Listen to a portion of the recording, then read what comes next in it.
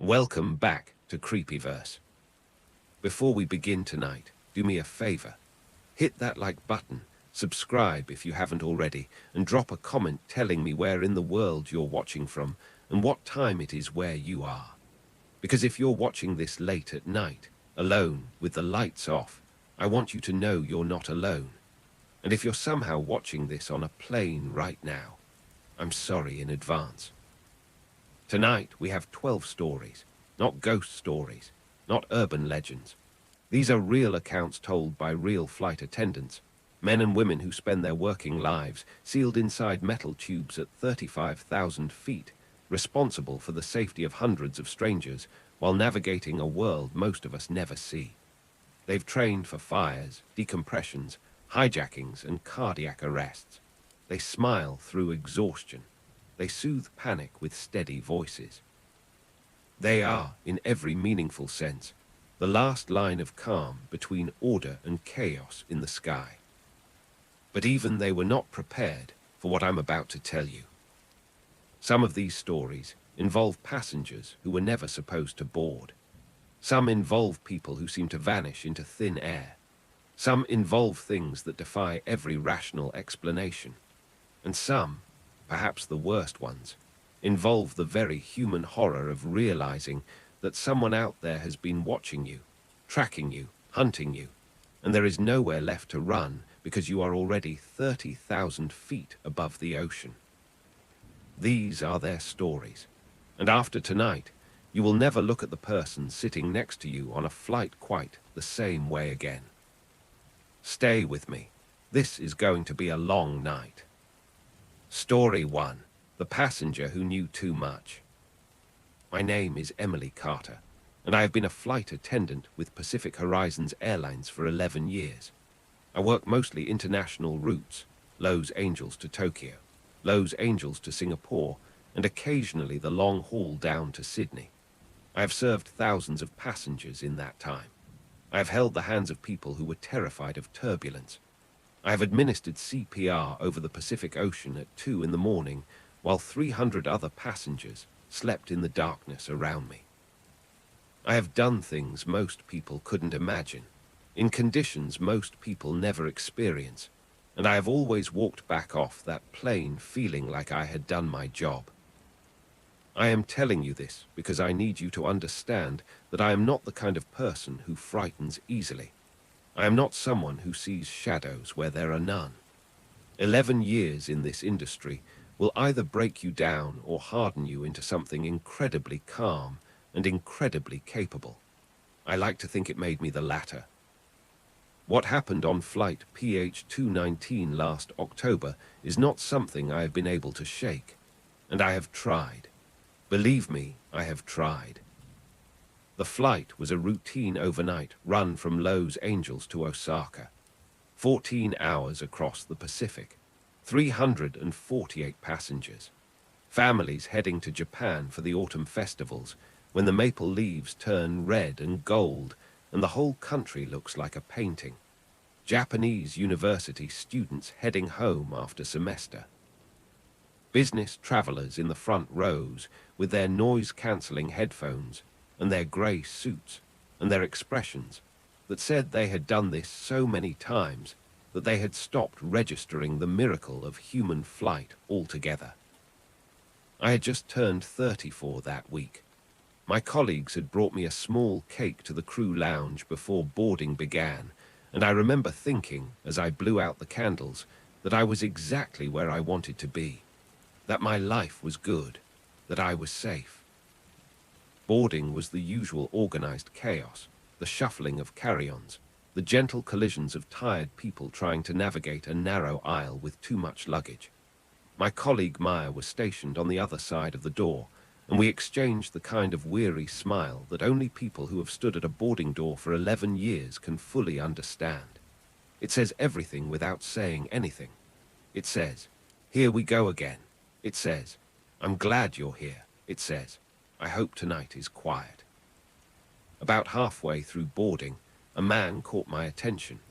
He was in his mid-30s, pale, with a slight, wiry build, wearing a dark blazer that seemed to be holding him together rather than the other way around. He paused at the door before stepping through, just for a moment, just long enough to seem odd, and his eyes moved across the cabin in a way that reminded me of someone taking inventory, not admiring the aircraft, not looking for his seat, assessing. When he handed me his boarding pass, his hand was trembling. Not violently, not the way someone shakes when they're having a medical episode, but the fine, persistent tremor of someone operating under an enormous amount of internal pressure, like a wire pulled too tight. "Seat 37C, I said, handing it back to him. "Right down that aisle on your left." He gave me a single tight nod and moved past without a word. I watched him go. Something about his silence sat wrong with me, not rudeness, not shyness, but a kind of desperate focus, as if talking to me would cost him something he couldn't afford to lose. I pushed it aside. You see all kinds of people on international flights. I have had passengers board in tears, passengers board already drunk, passengers who refuse to acknowledge my existence at all. I have had a man board a flight to Singapore carrying a briefcase he refused to let out of his hands for 14 hours. Human beings are strange. I have learned not to pull on every thread that seems loose. By 1:30 in the morning, cabin time, the aircraft had settled into its nighttime quiet. The overhead lights were dimmed. The hum of the engines had become the kind of white noise that lulls hundreds of people into something resembling sleep. I moved through the aisles with my small flashlight, the beam passing over faces tilted toward windows, mouths slightly open, headphones still attached to ears even in unconsciousness. It is one of the strange intimacies of this job, watching strangers sleep. There is something deeply human and deeply vulnerable about it. I was in the economy section, somewhere around row 30, when I saw him again. The man from 37C. He was sitting perfectly upright. In a cabin where every other passenger had reclined or curled or slumped, he sat straight as a post, both hands gripping the armrests, his eyes fixed on the dark screen in front of him as if it were showing him something only he could see. His shirt was dark with sweat around the collar despite the cool, recycled air of the cabin. His breathing was shallow and rapid. Even from 3 rows away, I could see the slight movement of his chest, too fast, too shallow, the breathing of someone whose nervous system has been in a state of alarm for a very long time. I crouched down beside his seat. I kept my voice low and my expression neutral, the face of someone who has seen this before and is not alarmed. "Sir, are you all right? Can I get you anything?" He turned to look at me very slowly, the way you turn when you are afraid that moving quickly will attract attention. His eyes were wide, the pupils dilated far beyond what the cabin's dim light should have caused. He stared at me for a long moment, and then he leaned forward, just slightly, and spoke in a whisper so low I had to lean in to hear him. "Don't act like you're talking to me," he said. "They're watching. They can see us right now." I felt the first cold touch of unease. My training took over before my emotions could: paranoid ideation, possible medication irregularity, anxiety disorder under pressure. 100 passengers a year presented with some version of this. It was almost never dangerous. It was almost always medical or psychological. I kept my voice soft and steady. "Who's watching you, sir?" He grabbed my wrist, not gently. His fingers closed around it hard enough to make me flinch, hard enough that I registered the bruise forming even as he was still holding me. "You don't understand," he rasped. His voice had a raw quality, like someone who had been talking for a very long time or hadn't slept in days. "They drugged me before I got on this plane. They put something in my food before I left the hotel. They're watching to see if it works. Don't drink anything on this flight. Don't eat anything. They've put something in it. All of it." "Sir," I said, keeping my voice steady, "please let go of my hand." He looked down at his grip, seemed to realize what he was doing, and released me. He looked almost ashamed, the way a frightened animal might look if it understood that it had just bitten the hand of someone trying to help it. "I wasn't supposed to find the documents," he whispered. "Just the numbers, the account transfers. I'm a numbers person. I don't even have clearance for what I saw. But the server was open, and the file was it was right there. Names, Emily. Names attached to weapons contracts, to transfers. Billions of dollars moving through accounts that aren't supposed to exist into the hands of people who aren't supposed to have them." I noticed two things in that moment. The first was that he had used my name. Not Emily as in my name badge. I wasn't wearing it on the night service. Just Emily. As if he knew me. As if he had been expecting me specifically. The second was that, despite every clinical check I was running in my head, paranoid episode, delusion, possible substance interaction, the specificity of what he was saying had a quality to it that was different from the usual fearful rambling I had encountered before. There was no grandiosity to it. He wasn't the center of a cosmic conspiracy. He sounded like an accountant who had opened a file he was never meant to open and was now sitting at 35,000 feet above the Pacific Ocean, unable to land and unable to go back. "Why don't you come with me?" I suggested. "We can talk in the galley, more private." To my surprise, he nodded immediately, like a man who had been waiting for someone to offer him somewhere safe to go. In the rear galley, he told me his name was Daniel Hayes. He said he worked as a forensic accountant and had been in Bangkok for 3 weeks auditing defense contracts for a government subcontractor. He said he had accessed a restricted server by accident, a misconfigured permission that let him in a door he shouldn't have been able to open. He said what he found on the other side of that door was enough to end careers, destroy governments, and get a very large number of people killed. And then he said, some of the transfers went to groups on international watch lists, the kind of groups that don't need accountants' names. They need accountants to disappear. Maya had joined me by now. She stood behind me, close enough that I could feel the tension radiating from her. She raised her eyebrows at me over Daniel's shoulder, the universal crew signal for psychiatric episode, handle with care. And I agreed with her. I did. I was 90% sure this man was in the grip of some kind of acute paranoid episode, possibly triggered by the stress of whatever it was he had actually seen in Bangkok, possibly aggravated by medication, possibly just the catastrophic psychological cost of a mind that had been running on fear for too many days without rest. But the 10% that wasn't sure kept me crouching in that galley, listening. "They're on this plane," he whispered. His eyes moved to Maya, quick and frightened. "Someone on the crew, I don't know who, maybe not you, maybe it's not you, but someone." Maya's jaw tightened. She said nothing. I reached for the interphone to signal our purser. Daniel stiffened instantly. "Don't," he whispered, his voice dropping to something almost inaudible. "The moment you call anyone, they'll know. Please, please don't."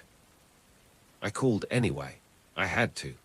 It was protocol, and beyond protocol, it was the right thing to do.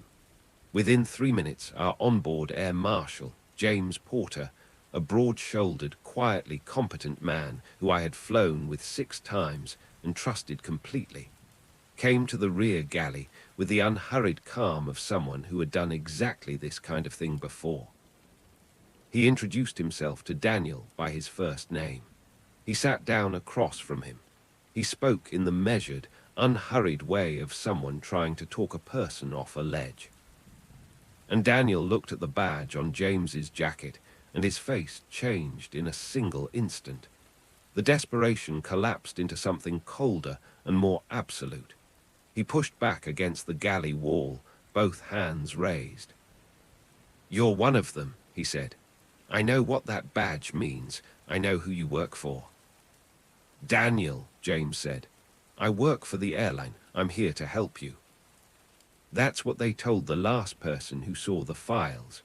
His voice cracked on the last word, right before he had an accident. What happened next happened fast. Daniel lunged sideways, his hand connecting with the galley cart and sending cups scattering. He grabbed the stainless steel coffee pot, not to use as a weapon, I realized immediately, but simply because it was the first solid thing his hand found. His eyes were wild and wet. "Stay back," he shouted.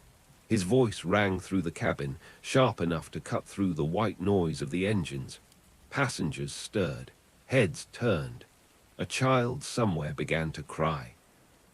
"If I don't land in Osaka," he said, and his voice was breaking now, not with madness, but with something that sounded terrifyingly like grief.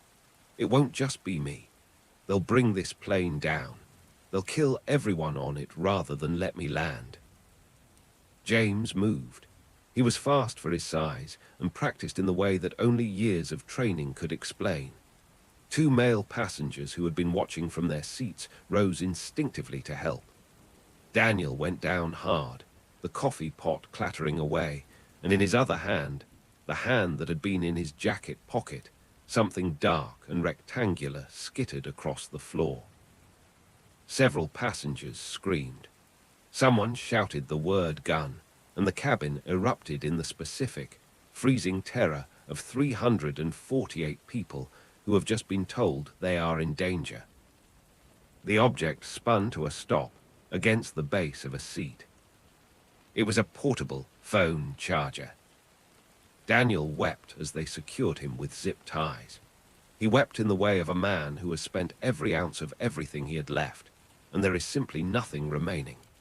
He kept saying the same thing over and over, even as they guided him to the rear jump seat, and even as the doctor on board administered a sedative. "If I disappear," he said, "it means everything I told you was true." He slept for the last 10 hours of the flight. Sometimes he murmured incoherently. Once, near the end, his eyes opened, and he looked directly at me across the dim cabin, and for a moment his gaze was completely lucid and completely terrified before the sedative pulled him back under. We landed at Kansai International, and Japanese security boarded before a single passenger was allowed to stand. 4 officers in dark uniforms walked to the rear of the plane with a kind of quiet efficiency that suggested they had been briefed well in advance.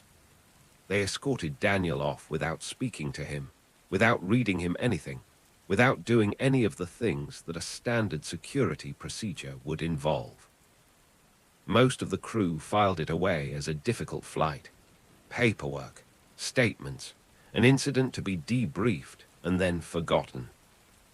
I couldn't forget it.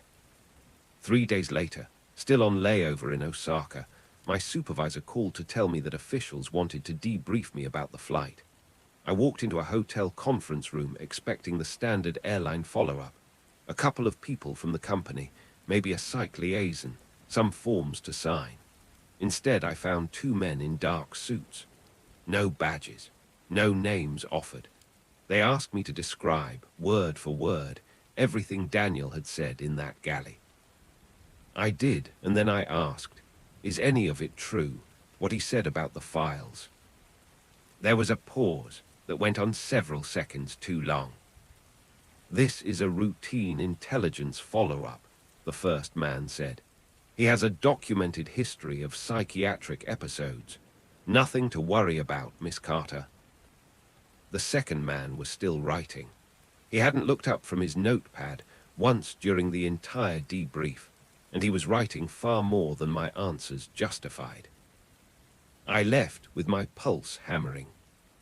A month later, I was working boarding on a Tokyo flight when a passenger passed me with their phone screen visible. I caught the headline the way you catch something you weren't supposed to see, just enough to process before it was gone. American accountant found dead in Bangkok. Apparent suicide. The photo beneath the headline showed Daniel Hayes. I tell myself it was a coincidence. I tell myself a lot of things on long-haul flights when the cabin is dark, and the engines are humming, and 300 people are sleeping around me, and my thoughts have nowhere else to go. I tell myself that paranoid people sometimes do terrible things to themselves when the weight of what they believe becomes too much to carry. I tell myself that I did everything right, that I followed every protocol, that there was nothing else I could have done. But on the very longest nights, when we're somewhere over the middle of the Pacific, and there is no land in any direction, and the darkness outside the window is absolute, I still hear his voice. If I disappear, it means everything I told you was true. Story 2, 600 feet in 3 seconds. My name is Claire Dawson, and I have been a flight attendant for nearly 12 years. I have always believed, with the kind of quiet certainty that becomes part of your identity when you commit to a thing for long enough, that the air is where I belong, not in any mystical sense. Simply that I am good at it, that I find a rhythm in it, that the work requires exactly the combination of things I was built to do: stay calm, stay focused, anticipate what people need before they know they need it, and never, under any circumstances, let the fear show. That belief changed last month, and it changed on a flight that, by every measurable standard, should have been the most routine 2 hours of my career. The morning of April 12th started the way every morning starts for me. I woke at 4:10, not because my alarm went off, but because my body, after 12 years of pre-dawn shifts, no longer needs an alarm for early mornings. It has simply surrendered to the schedule. I showered and dressed in the dark, pressed uniform and red lipstick applied by muscle memory, suitcase already packed from the night before, because I learned within my first 6 months that leaving it for the morning is a form of self-sabotage. I made coffee. I stood at my kitchen window and watched the city still in its pre-dawn darkness, the sodium lamps throwing orange light across wet asphalt, and I thought about nothing in particular. This is the part of the morning I like most, the quiet before the day begins, the last few minutes of stillness before the world picks up its relentless pace. Flight AV 217 from Miami to Kingston, Jamaica. Barely 2 hours. Captain Robert Hale, I had flown with him before. He had a voice that belonged on the radio, the kind of voice that made passengers believe instinctively that everything would be fine simply because a man who sounded like that was in charge of the aircraft. His first officer was Daniel Ruiz, younger but sharp, still carrying some of the visible wonder of someone who finds flying genuinely miraculous rather than merely professional. My fellow attendants were Hannah Park, my closest friend on the job, and Marcus Lee, 20 years of experience concentrated into a man of very few words, which meant that when Marcus did speak, you listened. Hale's briefing was textbook: clear weather, light turbulence reported off the Florida coast, nothing significant, short hop, keep it smooth. Hannah nudged me as we left the briefing room and whispered that she bet every passenger was a spring breaker, which made me smile for the first time all morning. Boarding at 6:20, 96 passengers, families heading to vacation, students in flip-flops, business travelers with the air of people who have been on so many 2-hour flights that they have genuinely stopped registering the experience as anything other than a more expensive version of a bus ride. The usual mix. The usual small moments of humanness. The elderly woman struggling with an overhead bin. The young mother with too much to carry and not enough hands. The teenage boy gripping the armrest before we even left the gate, who I stopped to speak to for a moment because he looked like he needed someone to tell him it was going to be fine. We pushed back at 6:47, almost on time. The engines of the Boeing 737-800 rolled beneath us, that deep familiar vibration that is, after 12 years, as natural to me as the feeling of solid ground. I took my jump seat for takeoff and watched the runway lights blur and vanish as we climbed into the pale morning sky over Miami, the city spreading out below us like a circuit board lit with copper traces. Once we reached cruising altitude, I began the beverage service. I do genuinely enjoy this part of the job. There is something about the ritual of it, the small cup, the choice, the moment of connection that I find grounding. Passengers are at their most human during the beverage service. They crack jokes. They tell you where they're going and why. They accept their ginger ale or their coffee with a small, genuine gratitude that is different from the performed politeness of the boarding gate. At 7:25, something changed. The plane moved in a way that was not turbulence. I know the difference. 12 years and hundreds of weather encounters have given me a thorough education in the physics of flight, in what atmospheric disturbance feels like from inside a cabin. Turbulence has a quality to it. It's messy.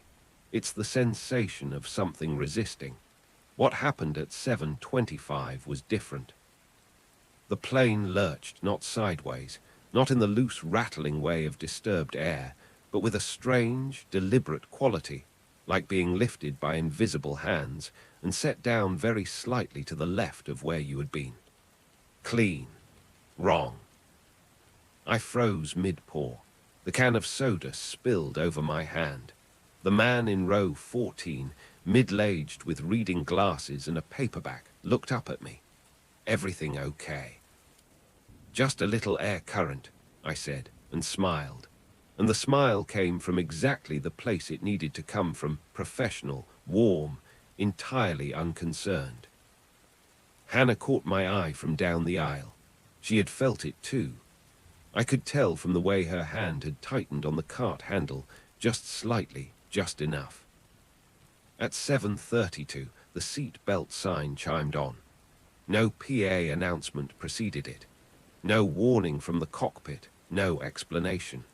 Just the chime and the illumination of those small amber lights running the length of the cabin, and then, immediately after, the interphone. I picked it up before the second ring. Claire! Captain Hale's voice had lost every trace of its usual warmth. It was tight and stripped down in the way that voices become when the person speaking them is operating under genuine pressure and does not have the luxury of being gentle about it. All crew, sit down. Now. I hurried back. Hannah and Marcus were already seated. I buckled my harness and looked at them, and we did the thing that experienced crew members do in moments like this, which is look at each other with absolute composure on the surface and complete awareness beneath it, and say nothing, because there is nothing useful to say yet. The aircraft shuddered, not the persistent shaking of turbulence. A single, violent shudder, like the plane had walked into something solid at 200 miles an hour, and the entire airframe had absorbed the impact. And then we fell. There is no other way to describe it. Not turbulence, not an air pocket, not a bump. We fell. The plane dropped with the terrifying purposefulness of an object that has been released from a height, and for 3 seconds that I am convinced are now permanently embedded in the cellular memory of everyone who was on that aircraft. We were not flying. We were simply falling, and the only thing between us and the Atlantic Ocean was the hope that whatever was happening would stop. Trays launched themselves from seat backs. Drinks and cups became projectiles. The toy plane a small boy had been holding struck the ceiling and fell 2 rows ahead of him. Someone's laptop went airborne. The screaming was instantaneous and total, not the yelp of mild turbulence, but the raw, involuntary cry of 300 people whose bodies had just been told they were going to die. And then it stopped. The aircraft leveled. The engines resumed their steady note. The floor was solid beneath us again. The silence that followed the screaming lasted perhaps 2 seconds, and then it collapsed into chaos. Children wailing, adults shouting, a woman hyperventilating into a paper bag. An older man in row 9, sitting completely still with his lips pale and bloodless, and his eyes fixed on the middle distance at the expression of someone who has just seen something from which they cannot look away. Captain Hale came on the PA. His voice was doing the thing trained voices do under pressure. It was controlled, it was steady, it was doing its best. But it was cracking at the edges, and anyone who was listening carefully enough could hear it. Ladies and gentlemen, we experienced a sudden air pocket. We lost a bit of altitude, but everything is under control. Please remain seated with your belts fastened. A bit of altitude, I thought. That was not a bit. As soon as the sign went off, I moved through the cabin helping passengers. A little girl had a cut on her forehead from hitting the seat back. A businessman was nursing his shoulder where his laptop had come back down. We distributed tissues and water and the quiet, firm reassurances that are the core of what this job requires. But when I glanced toward the cockpit during the service, I saw what stopped me. The door was open, just slightly, just the width of a few inches. And in that gap, I could see the two pilots leaning over the instrument panels, their faces pale and intent, talking to each other in the low, urgent voices of people working through something they do not yet understand. Hale looked up suddenly and saw my eyes through the gap. The door closed. We landed in Kingston at 8:58, on schedule. Passengers disembarked on shaking legs, some of them muttering prayers, some of them glaring at us as if we owed them explanations that we didn't have. It was during our final cabin check that Hannah crouched near the rear exit and picked something up from the floor. She turned it in her hands and held it out to me. A small black voice recorder, the kind pilots sometimes use for personal notes. "Whose is this?" she whispered. I looked at it for a long moment. "Probably the captain's," I said. "I'll return it." But I didn't, not that night. That night in my hotel room in Kingston, with Hannah and Marcus at dinner down the street, I sat on the edge of the bed with the recorder in my palm and stared at it for a long time. I don't entirely understand why I pressed play. Some combination of fear and compulsion, maybe. The feeling that I had almost died today and that I was owed the truth about why. Captain Hale's voice filled the room. He sounded exhausted. He sounded shaken in the way that very composed, very experienced people sound shaken. The composure still there as a structure, but hollow underneath. Personal log. Flight AV 217, April 12th. Something happened today that I cannot explain. Instruments registered a drop of 620 feet in 3 seconds, where the radar showed nothing, clean air, no updrafts, no cells in the area. ATC reported no anomalies. It felt external. It felt like something applied a force to the aircraft from outside. There was a pause, and then, more quietly, in the voice of a man saying something out loud for the first time, something he had been turning over in his mind since it happened and had not yet found a frame to put around it. For half a second before the drop, every instrument went dark. The entire cockpit went black. No power, no data, just silence. And then everything came back, exactly as it had been, as if nothing had happened. In 32 years of flying, I have never experienced anything like that. It was not natural. The recording ended with a single quiet click. I sat with the recorder in my hands for a very long time after that. My reflection in the hotel mirror looked like a stranger. Someone pale and hollowed out and frightened in a way that had nothing to do with the turbulence protocols I had memorized in my first year of training. The next morning, I slipped the recorder into an envelope and left it at the front desk with Hale's name on the outside. I didn't ask questions. I didn't mention it to Hannah or Marcus or anyone else on the crew. But I haven't stopped thinking about it, not since that morning. Every time I buckle into a jump seat and we cross open water, I feel it again. That specific, clean, wrong lurching of a plane that has been grabbed by something that is not wind. I think about what Hale said about the instruments going dark, about the half-second of silence before the fall, about how it felt like something had reached down through the air and grabbed us, and for reasons I will never know, decided to let us go. Story 3. The man who already knew my name. My name is Claire Anderson, and I have been a flight attendant with Meridian Airlines for 9 years. I have always been good at reading people, not in any supernatural sense, just the particular literacy that develops in people who spend years watching strangers in contained spaces, who learn to read anxiety in the set of shoulders, aggression in the placement of hands, illness in the pallor of skin. It is one of the core competencies of this job, and it has kept me safe more times than I can count. I did not see him coming, and looking back, I think that was the point. I took this job at 21, running from a household that had become a battlefield. My parents divorced when I was 17, and the house in Minneapolis became a place of radiating anger and careful silences that were somehow worse than the arguments. Flying gave me permission to leave and never stop leaving. 9 years later, I understand that what I thought was freedom was something more complicated, but that is a story for another time. The flight was MA 207, a 14-hour red-eye from Chicago to Doha. These are the routes that attract a specific kind of passenger: diplomats, defense contractors, oil executives, people whose financial security gives them a particular quality of entitlement that we in the industry have learned to navigate with extreme care.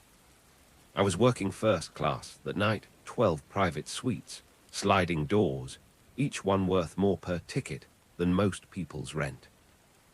Our chief purser, Evelyn, went through the manifest before boarding with the specificity of someone who knew that on a flight like this, being prepared was not optional. Senator Harverson in 2C, she said. Qatari businessman in 1A always travels with an assistant. Be discreet. No personal conversation beyond what's necessary. And our first-class cabin tonight is full of frequent flyers who will notice every detail. I tucked my hair, straightened my posture, and became the version of myself that this work requires: warm, attentive, entirely present, and personally invisible. Boarding at 7:15, the usual procession of wealth and travel fatigue. Then he walked through the door. Seat 3A, passenger name on the manifest, Mr. Daniel Mercer. He was in his mid-50s, tall, with the kind of bone structure that makes people look expensive even before you notice the tailored grey suit and the cufflinks that caught the cabin light like small mirrors. His presence was quiet and commanding in a way that had nothing to do with physical size, and everything to do with the particular stillness of someone who is accustomed to being the most significant person in the room. "Good evening, Mr. Mercer," I said. "Welcome aboard." He gave me a polite nod. His voice was low and unhurried. "Thank you, Claire." I felt it before I understood it, the fractional pause, the slight displacement of the moment, the recognition that something was wrong. He had said my name, not as an afterthought, not in the way you might glance at a badge and throw the name in to seem personable. He said it with the flat ease of someone using a name they have known for a long time. And when I looked at him, his eyes were already moving past me, already settled into their seat, already arranging themselves as if the interaction had been entirely unremarkable. I told myself it was nothing. He must have glanced at my badge.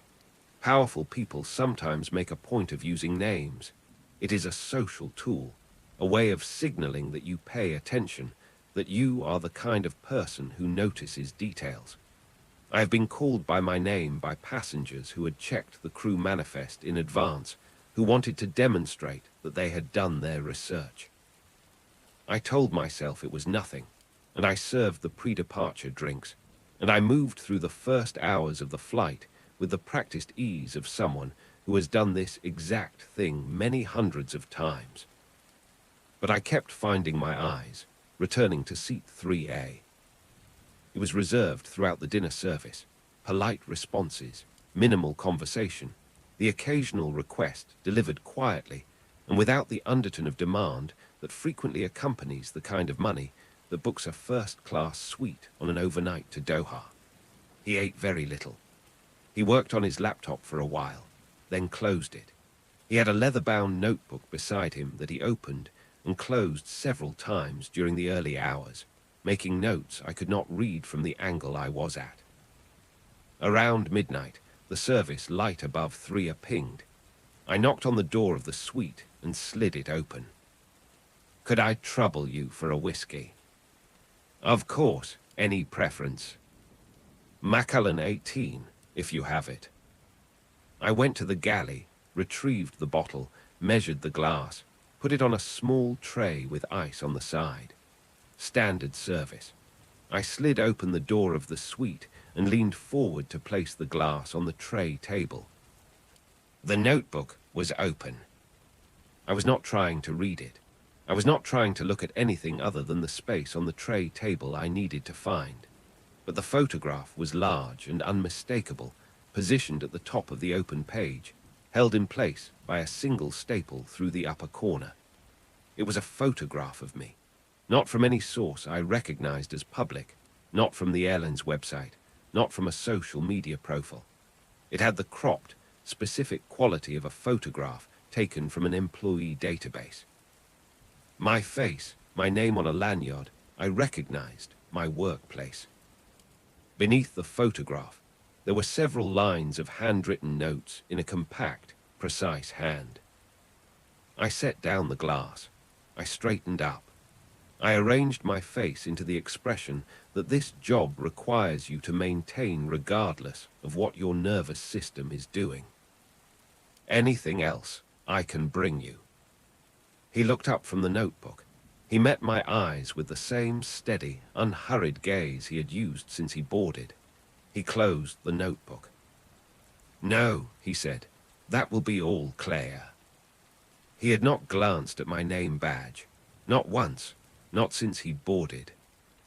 In the galley, I stood with my back against the counter and breathed through my nose for 30 seconds. I catalogued what I had seen. I questioned it. I applied every possible rational interpretation. A coincidence of photographs, a trick of cabin lighting, a stress response translating ambiguity into threat. I went through the whole process carefully and methodically, and at the end of it, I arrived at the same place I had started. I had seen what I had seen. An hour later, I went to check on Kevin, one of the attendants working the business class section, and found him in the rear galley speaking in a low voice with Daniel Mercer. Not in his suite, where he was supposed to be. In the rear galley, past the curtain, far from his seat. When I walked in, the conversation stopped the way a clock stops, instantly, completely. Kevin gave me a smile that was doing too much work. Mr. Mercer was just asking about our routes. He's writing a book about aviation. Mercer's eyes moved to mine and stayed there. "I find people fascinating," he said. The sentence had no obvious threat in it, but the way it was delivered, the slight weight on the word people, the way his gaze was so completely steady and unblinking made the back of my neck tighten. "I find people fascinating." The sentence stayed with me for the rest of the flight. During the 9th hour, when the cabin was at its darkest, and most of the passengers had long since settled behind closed suite doors, I walked the aisle one more time. When I passed 3A, the suite door was slightly ajar. The reading light inside was on. And in the space visible through the gap, I could see him, perfectly awake, turning pages in the notebook. And I could see, clearly, without any possible ambiguity this time, without any rational argument to be made against what my eyes were telling me, the photograph. My photograph. under the reading light, in a notebook locked in a suite on a plane that would not land for another 5 hours. I went to Evelyn. I kept my voice low and my hands still, and I told her what I had seen. I watched her face process it, and I watched her arrive at the same internal conflict I had been living with for the last several hours. The tension between not wanting to be wrong and being absolutely certain you are right. Some of these passengers run background checks on everyone they deal with, she said carefully. It may be nothing, Claire. It didn't feel like nothing. Before landing, I watched him from the galley curtain. He packed methodically, everything in its precise place, the notebook in a leather folder, the folder locked in a briefcase with a digital combination lock. Every movement economical and rehearsed, the way the movements of people who have done a thing many times become something closer to choreography than action. As the passengers disembarked, he was one of the last from first class, which surprised me. At the door, he stopped. He took my hand. His grip was firm and very cold. "It was a pleasure meeting you, Claire," he said. He held my gaze. "I hope to see you again soon." I smiled the smile of someone who does this job, and I held the smile until he was through the jet bridge and gone. And then I put my hand in my pocket because it was shaking. 2 weeks later, in our pre-flight briefing, security distributed a memo with photographs. Individuals under investigation for unauthorized intelligence activities, crew profiling, collection of personal data, testing of aviation security vulnerabilities. His face was on page 3. The name listed was not Daniel Mercer. The memo said his true identity was under investigation.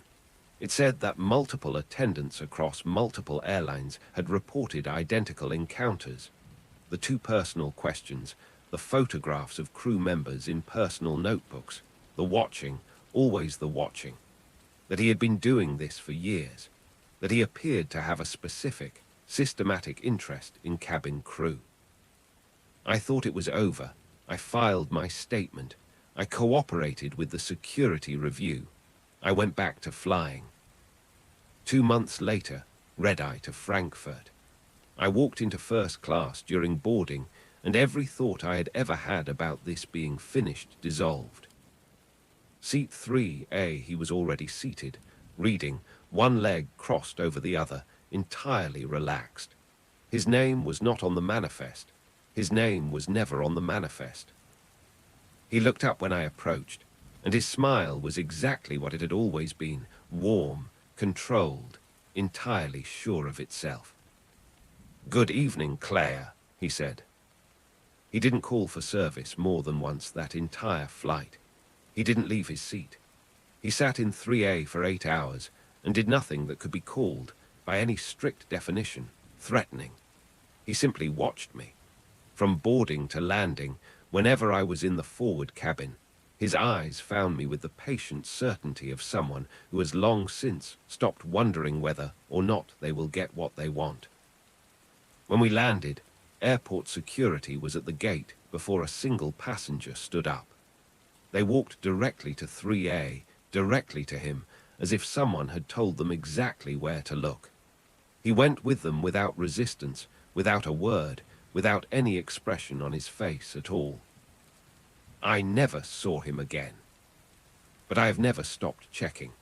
I scan first class during boarding now the way a different kind of person might check a dark room before entering it. I look for the wrong kind of stillness. I look for the eyes that find mine and stay there. I look for the notebook, the measured smile, the name said with the flat familiarity of someone who has been practicing it alone. I used to think this job was about taking care of passengers. I understand now that sometimes it's the passengers who are taking care of themselves to us, and we never know why until it's already too late. Story 4. He chose my flights. I was 24 when I became a flight attendant with Pacific Skies, a small but growing airline based out of Denver, Colorado. I grew up in Loveland, a town about an hour north of Denver, where the mountains frame the sky on every clear day and most people's ambitions stop at the city limits. I didn't want to stop there. I wanted to see beyond the mountains.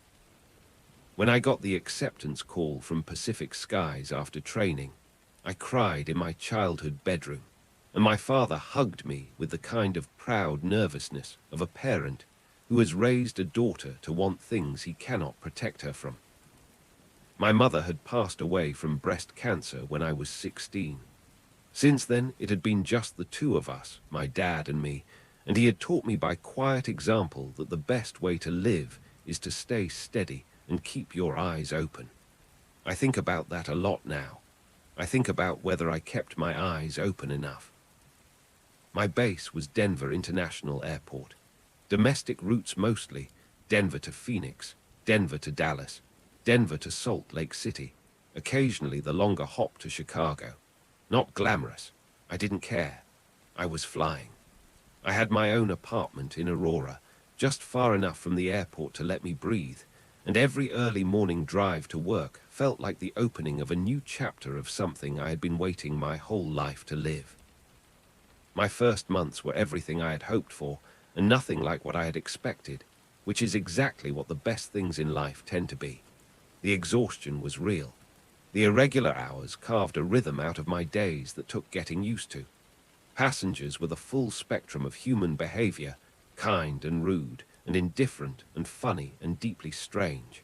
I loved it, even the hard parts, even the rude passengers and the early alarms and the compression headaches from back-to-back flights.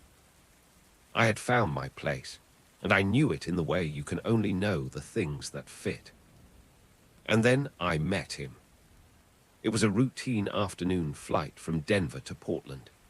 The plane was unusually calm, barely half full, afternoon light through the windows, the kind of flight that feels almost like a private charter compared to the packed morning rush. I was mid-service, pouring ginger ale for a middle-aged woman in the window seat, when I became aware of the man in 8C. He was in his mid-30s, dark hair, neatly combed, pale skin, business casual, button-up shirt tucked into slacks, nothing about him that stood out from 40 other business travelers I had seen that day. What caught my attention was the quality of his attention.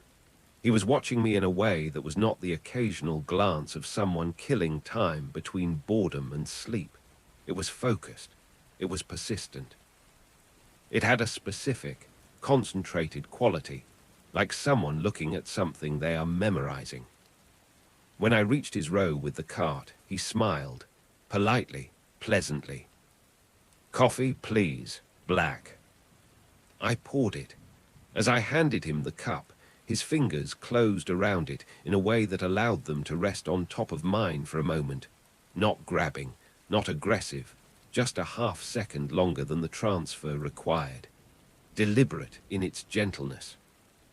"Thank you," he said softly. I moved on. 2 times during the remainder of the service, I glanced back down the aisle and found him already watching me. Not looking, watching. The way you watch something you have decided is interesting. I told myself it was nothing.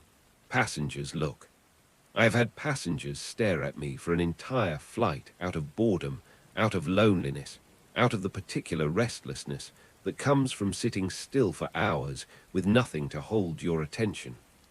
I talked myself out of the feeling by the time we landed. 2 days later, I was working the Denver to Phoenix run. A full flight, morning chaos, the usual collection of sun-seekers and business travelers and families with too much carry-on luggage. I was in the middle of boarding verification when I looked up and felt the ground shift beneath me in a way that had nothing to do with the aircraft. He was walking down the aisle. Same dark hair, same pale skin, same button-up shirt. He settled into his seat and looked up at me with a polite nod, the mild, pleasant nod of a man who is entirely at ease, and said, "It's nice to see you again." I forced the smile that this job demands I always produce. "Welcome back. Coffee again." "Yes," he said, the The smile widened just slightly. You remembered. The way he said it, like it was confirmation of something, like my remembering was a point in favor of an argument he had been making to himself, set off something low and cold in my chest. I told myself, frequent flyers exist. Denver is a hub. Business travelers do the same routes on the same days. This is not remarkable. Over the next 2 weeks, I saw him 4 more times. His name from the flight manifest was Ethan Rowe. The seat numbers changed, 7B, 9C, 8D, but he was always on my flights, always in my section, always watching me with that same quiet, patient attention that felt less like interest and more like study. I noticed the way his eyes tracked my movements down the aisle, the way he always positioned himself to keep me in his sightline, the way he never approached me, never overstepped, never gave me anything concrete to report, just the pervasive, bone-deep wrongness of being observed by someone who has decided you belong in their field of vision.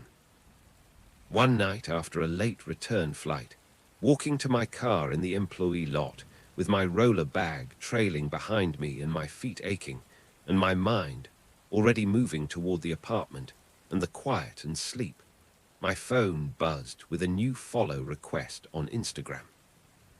No profile picture, account name, row 83. I stood in the parking lot for a long time looking at it. I hadn't given anyone on the job my last name publicly. You don't, as a flight attendant. You know better. Your name badge shows your first name only. There is a deliberate anonymity to it, a thin layer of protection between you and the people you serve. He had read my name badge.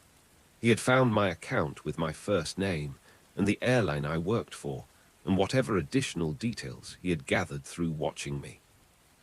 I didn't accept the request. I didn't block it either.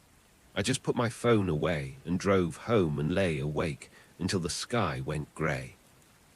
The first moment of genuine fear arrived during a layover in Dallas. I checked into the crew hotel mid-afternoon, too tired for anything but the small satisfaction of horizontal, and then made myself shower and change, and walk to the taco place around the corner, because I had not eaten properly since morning. I walked through the door, scanning for an empty booth. He was at the counter. He turned his head at precisely the moment I registered him, which meant he had already registered me, which meant he had been waiting. "Small world," he said, smiling.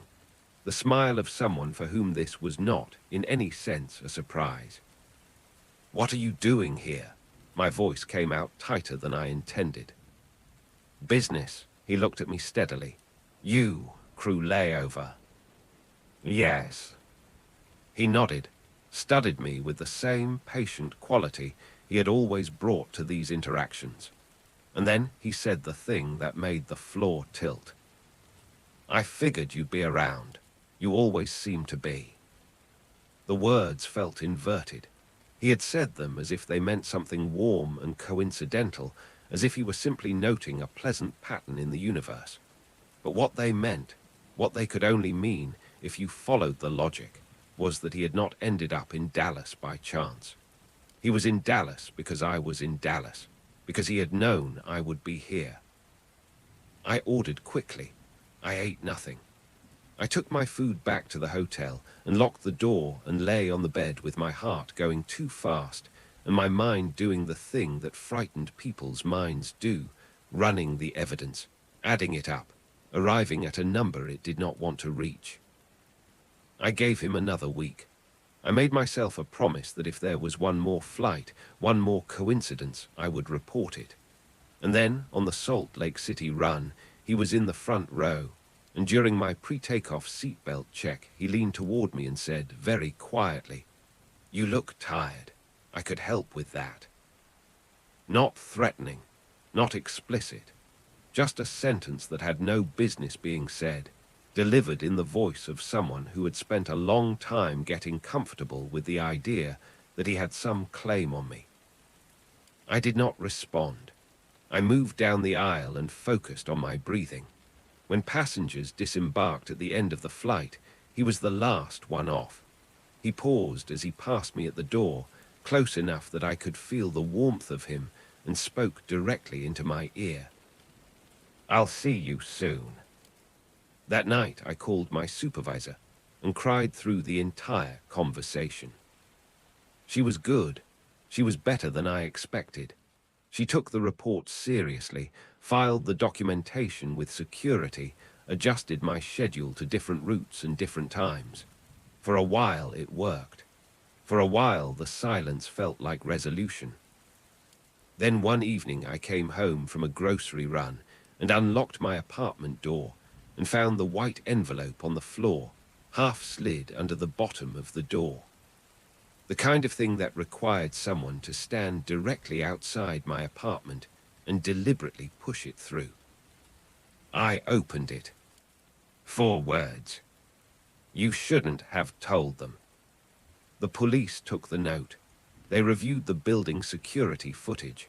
They found nothing usable, no clear face, no identifiable image. The cameras had captured a person in a hood, and that was all. I moved apartments. I upgraded to a building with better security, with cameras on every entrance, with a doorman. The airline gave me counseling and continued the schedule changes. And eventually, after months of silence, I let myself breathe again. But I still check my locks 3 times before I sleep. I don't post my location until after I've already left. I keep my blinds closed on the ground floor. I know his name and his face, and the sound of his voice, and the specific quality of his attention. And none of that knowledge makes me feel safer, because I also know that he is still out there, that the silence is not the same as the absence, and that somewhere in an airport, or a terminal, or a parking lot, he is still watching whatever he is watching and calling it interest, and believing that it makes him the protagonist of a story I never agreed to be part of. Story 5. The Woman Who Was Never There. My name is Claire Morgan, and I have been a flight attendant for almost 11 years. I'm the practical sort. I fold things neatly. I set alarms for times that allow margin. I leave the stove off when I leave the house. I'm not someone who frightens easily, or who reports unusual things without being very certain they are unusual, or who lets the strange and the unexplained take root in the part of the mind where they can grow into something unmanageable. I am telling you this because the story I am about to tell you requires you to understand who I am before you hear what I experienced. Because what I experienced on Flight 739 is something that I have never been able to explain to my own satisfaction, and I am very good at satisfying myself with explanations. The night of February 4th, 2019. Chicago O'Hare in the grip of the worst snowstorm of the winter, the departure boards full of the orange word DLAYD like a field of small warnings. My crew had been reassigned last minute to an overnight flight from Chicago to Seattle, a route I normally liked for its Pacific Northwest quality, the landing through the cloud layer, the green of the coast emerging below. 3 of us in the cabin, me, Aaron, and Lewis, who was new enough that he still had a slight over-eagerness about everything that the experienced crew find charming and exhausting in roughly equal measure. Captain Mark Henderson.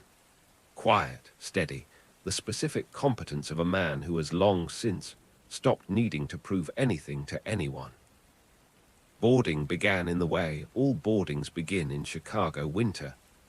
People shuffling on with the slightly shell-shocked air of travelers who have been dealing with delays and rebookings, and O'Hare's particular chaos for longer than any of them wanted, clutching their boarding passes and their neck pillows with the resigned posture of people who have made peace with discomfort. I stood at the boarding door with Aaron, doing the smiling that this position requires, exchanging the small, warm words that cost nothing and sometimes mean everything to someone who is exhausted and far from home. And then she boarded. She was in her mid-30s, maybe younger. long black hair that lay damp against her collar, though there was no rain that night, only dry, bitter cold. Her skin was pale in a way that read less like complexion and more like the specific pallor of someone who has been indoors for a long time, or unwell, or both. She had no carry-on, no rolling suitcase, no backpack, not even a coat, despite the fact that outside our aircraft the temperature was dropping toward -20. Just a slim leather clutch, held in both hands. She handed me her boarding pass without speaking. Not the rudeness of someone who doesn't want to engage, something else, something quieter. The silence of someone for whom communication through words is not currently available to them. "Good evening," I said. I tried to catch her eyes. She didn't answer. She moved down the aisle toward first class. Erin leaned close to me once she had passed. "2A," she whispered, having checked the boarding pass quickly. "First class." I nodded and thought nothing more of it. Passengers can be difficult. Passengers can be grieving or terrified or exhausted in ways that close off ordinary social interaction. I have boarded people who were flying to funerals, people who were flying away from something terrible, people for whom this particular flight was the most significant event of a very long time, and who had nothing left for pleasantries. The flight settled into its nighttime rhythm after takeoff. Cabin dimmed, passengers reclined. The engines found their cruising note and held it. I started the drink service in coach while Erin handled first class. When I finally came through the curtain, I glanced at 2A. She was sitting completely upright, not reclined, not adjusted, not oriented toward the window in the way people naturally do when they want to disappear into the privacy of their seat. Her hands rested on the armrests, fingers curled with a pressure that registered as the absence of ease. She stared straight ahead at a seat back that told her nothing. "Would you like something to drink?" I asked, keeping my voice gentle.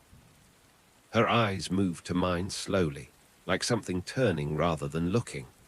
They were dark, very dark, darker than the cabin lighting could fully account for, and when I looked into them, I registered something that I have never been able to articulate properly.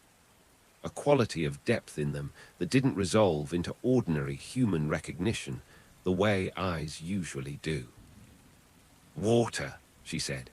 The word came out with the tone of something that had traveled a long way to reach her lips. I brought the water. I set it on her tray table. She didn't touch it. Over the course of the next 2 hours, I checked on her 3 more times, and each time the glass was exactly where I had placed it, full, the ice long since melted, the surface undisturbed. About 2 hours in, turbulence came through. Not severe, the kind that sets drinks rattling and sends people instinctively for their armrests, but does no real damage. Erin and I took our jump seats as protocol required. From where I sat, I could see into first class across the aisle. She was standing. Not buckled, not seated, not holding on to anything. Standing in the turbulence with the perfect stillness of someone for whom the movement of the aircraft was not registering as something that required response. Her bare feet, I noticed for the first time, were on the carpet. She had removed her shoes at some point without my noticing, and she was walking slowly, with that same quality of deliberateness she had brought to everything, toward the cockpit door. "Ma'am," I called from my jump seat, fighting my harness to lean forward. "Please return to your seat." She didn't respond. She moved through the shaking cabin as if it were completely calm, as if the turbulence were happening to a world she wasn't fully inside. Lewis appeared in the aisle, planting himself between her and the door with the instinctive physical assertiveness that his training had given him even if his nerves hadn't yet. "Ma'am, you need to sit down now," he said firmly. She stopped. She turned her head toward him very slightly. She leaned forward, and I watched her lips move against his ear in something too quiet for me to hear across the rattling cabin. I watched Lewis's face go through a sequence of expressions that I still can't fully describe. Surprise, confusion, and then something that looked like receiving very bad news in a language you didn't know you understood. He went pale. Completely pale, in the way faces go pale when blood retreats from the surface. He stepped back, turned around, and walked quickly toward the galley. I followed as soon as the turbulence allowed me to unbuckle. He was standing with his back to the counter, hands at his sides, staring at nothing. "Lewis, what did she say?" He shook his head, slowly, with a quality of deliberateness that matched hers. "Nothing," he said, and then, "I can't repeat it." He didn't go back into first class for the rest of the flight. 30 minutes later, the interphone buzzed. Captain Henderson. His voice had the particular quality of someone choosing their words carefully in front of an audience, even when the audience is one person. "Claire, have you noticed anything unusual with one of the first-class passengers?" My stomach dropped. "Why do you ask?" "Because approximately 10 minutes ago, we received a transmission on the emergency frequency. A woman's voice. She said one word. A pause. 'Run.' I looked through the gap in the curtain. She was in her seat. Her lips were still. She was looking at nothing. 'Mark,' I said quietly. I think the transmission came from inside the plane." The silence on the other end was the silence of a man who has just been told something he would very much have preferred not to hear. "Lock the galley carts in front of the cockpit door," he said. "Don't let anyone near it." The remaining hours of the flight passed in a way that is hard to describe in terms of clock time, because clock time did not seem to be the medium we were moving through. The cabin was dark and quiet. She sat in 2A. She had still not touched her water. She had not reclined her seat. In the course of a 5-hour overnight flight, I never once saw her eyes close. Around 4 in the morning, Erin came back to the galley. Her face had the particular expression of someone who has just been standing too close to something wrong for too long and needs to say it out loud to confirm it's real. "She spoke," Erin said. "What did she say?" "She didn't say it to me." She paused. "There's a man across the aisle from her. 3C." She leaned over to him and whispered something. I couldn't hear what it was. But 10 seconds later, he hit his call button and told me he needed to get off the plane. "We're at 30,000 feet. "I know, his face, Claire." She stopped, started again. He looked like he'd just been told something he could never unknow. I went to the curtain and looked. The man in 3C sat in his seat with both hands gripping the armrests until his knuckles had gone white. Sweat on his temple, eyes fixed forward. And in 2A, for the first time in 5 hours, she was smiling. We descended into Seattle in the pre-dawn darkness. The city spread below us through the breaks in the cloud cover, the lights cool and blue and distant. Normal. Everything outside the aircraft was normal and grounded, and part of the ordinary world that we were, minute by minute, returning to. When we landed and taxied to the gate, passengers stood and stretched and gathered bags with the slightly stunned relief of people who have been unconscious for hours and are only now remembering where they are and why. She didn't move. Everyone filed past her, and she sat with her hands in her lap and her water untouched and her shoes still off, and she didn't move. When the last passenger had gone and the cabin was empty, I stood at the entrance to first class and looked at her. "Ma'am," I said, "we've arrived. You need to exit the aircraft." She turned her head to me. Her eyes were wide and dark and completely, utterly still, the way the surface of very deep water is still. She leaned forward. I could feel the cold of her breath against my face. "Come down to the field," she whispered. I heard Erin say my name from behind me. She touched my arm. And when I turned back, the seat was empty. Security searched the aircraft. Every compartment, every lavatory, every overhead bin. Nothing. The boarding pass she had handed me at the door contained no record in any system. The seat, 2A, had been unassigned on the manifest. There was no record of her ever boarding. Lewis filed a request for reassignment and didn't work another flight for a month. The man in 3C filed a formal complaint with the airline describing, in language that the airline's legal team clearly found uncomfortable, something unnatural in the first-class cabin. The complaint was processed and filed, and nothing came of it. I have kept flying. This is my job. This is my life. I have flown hundreds of routes since that February night, and I have walked past seat 2A on dozens of aircraft, and I have always, when I do, felt the same thing, a slight tightening at the base of the throat, a pull of cold air that may be entirely imaginary. Sometimes I wake at night, and I hear it again, in the specific register of someone speaking close enough to touch you. Come down to the field. I don't know what field. I don't know where she was going or where she came from, or what she was trying to tell me, or whether there is anything about her that belongs to the categories of the living.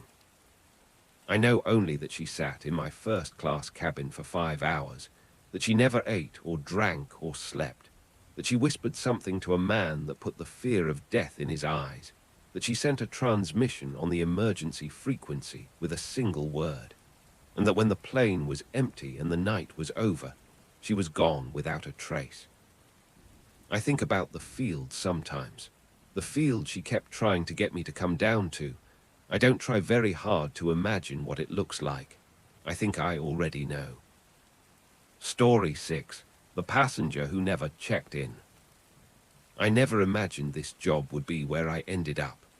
I was 24 when a cousin who worked for an airline told me they were hiring, that I'd be good at it, that I was patient and knew how to smile even when I was tired. That last part turned out to be more important than I understood at the time. I'm 41 now, and I've been with Skyway Airlines for almost 2 decades. The job has become a second skin. The routines are automatic. Check the galley, brief with the crew, memorize the manifest. I've worked every type of route, short domestic hops, 12-hour international hauls, medical charters. I've seen things I didn't expect to see. I've handled situations I wasn't entirely trained for. In almost 20 years, I thought I had accumulated the full catalogue. Then came December 14th. Then came Flight 729. Overnight, Denver to Boston. 6 hours, nothing unusual on paper. The crew was good, Sandra as lead, 30 years of experience, and the kind of voice that could quiet a panicking cabin just by existing in it. Javier, our junior attendant, 23, still bright-eyed enough to believe that every flight was an adventure. I liked his energy. It reminded me of who I used to be. The boarding gate was quiet. Most passengers were business travelers with the worn-down efficiency of people who do this commute regularly.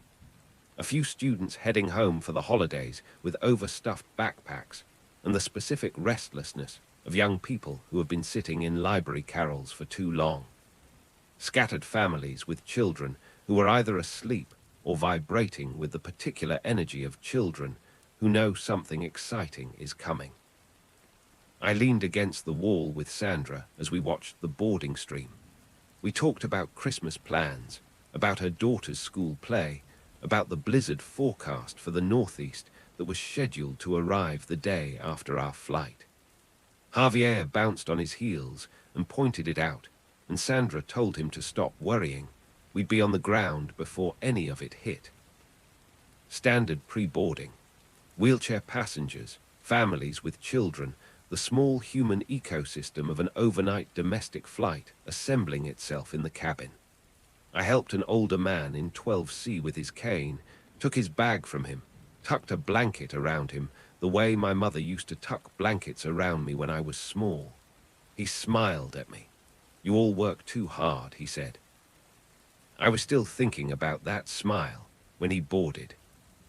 He came on late, almost last, which I noticed because late boarders usually carry a quality of breathlessness, of having just made it, of running against the clock. This man had none of that. He walked through the door with no urgency at all, as if the concept of being late did not apply to him. Dark sweater, plain slacks, shoes that were worn down to the sole. No bag, no jacket. No phone in his hand, no headphones around his neck, no boarding materials of any kind except the boarding pass, which he had already put away by the time he reached me. He moved through the cabin without hesitation and settled into seat 22A, the window seat, without consulting the pass or looking at numbers. He sat with his hands flat on his thighs, spine straight, and stared out at the terminal. I frowned. The manifest I had memorized before boarding showed 22A as unassigned.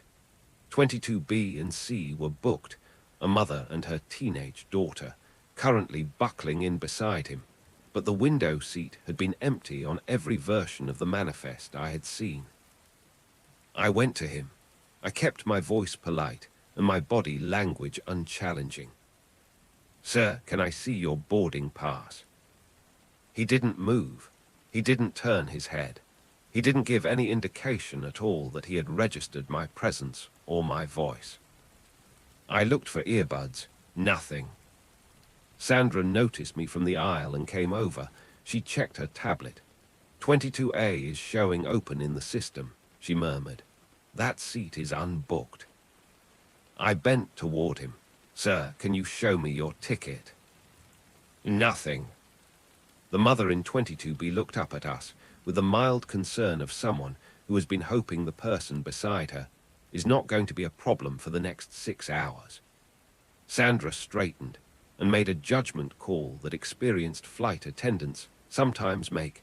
Not every anomaly is an emergency, and publicly escalating an incident during boarding creates its own problems. "We'll sort it after takeoff," she said quietly. "Maybe he's a last-minute standby that didn't process through yet." We took off at 11:45. The climb was smooth. The cabin lights went low. Passengers settled in with the automatic compliance of tired people who want to be somewhere and have accepted that the only way there is through this. I served drinks, reached row 22. The mother had ginger ale. The daughter had apple juice. I turned to 22A. He was sitting with his shoulders slightly forward, his hands still flat on his thighs, his eyes on the window. The window showed nothing but darkness and the occasional reference light on the wingtip. "Can I get you something, sir?" Silence. Sandra leaned past me. "Sir, if you'd like anything." Nothing, not rudeness, not deliberate unresponsiveness, just the total, hermetically sealed absence of any acknowledgement that we were standing beside him, speaking to him, existing in his vicinity. We moved on. Around 2 in the morning, deep in the portion of the flight where the cabin is a dark cave of sleeping passengers, and the only sounds are the engines and the occasional shift of someone adjusting their blanket, I walked the aisle with my flashlight, checking seat belts, checking faces, the normal quiet vigilance of overnight duty. When I came to row 22, I stopped. I looked at 22A. I looked at it for a long moment, and then I looked again, and then I turned around and walked back to the galley and stood with my hand on the counter until I had convinced myself to put into words what I had just seen. His reflection in the window glass, the dark window, his head in the window glass tilted very slightly, the ghost of his silhouette in the darkened plexiglass. But his reflection was moving. His actual head in the seat was completely still, but the reflection showed movement, a slight, slow rotation, the tilt of something turning to look at something else, in the glass and not in the seat, as if the reflection was watching something that the body was not watching. I was tired. I had been on shift for 8 hours. I went to the galley, poured myself water, stood with the fluorescent light of the galley on my face, and told myself firmly that optical effects happen in darkened cabins, that reflections in curved plexiglass are unreliable, that I had been awake too long to trust what I thought I had seen. I went back down the aisle. The seat was empty. No dark sweater, no figure. The seat belt lay unfastened across the cushion, the tray table up, the small sealed water bottle I had placed there earlier untouched on the seat back tray. I checked the lavatories, both empty. I walked the entire length of the cabin. Every passenger I could see was accounted for, sleeping or reading or staring at screens. I walked back toward the front. The aisle was clear. No one had passed me. I had been in the aisle for the 10 minutes before I noticed the empty seat, and no one had passed me going either direction. When I returned to row 22, he was there. Sitting in 22A as if he had never left. Hands flat on his thighs, eyes on the window. The same posture, the same stillness, identical in every detail to the way he had been sitting since he first sat down. I went back to Sandra. I told her what I had seen, what I had not seen, what I had seen again.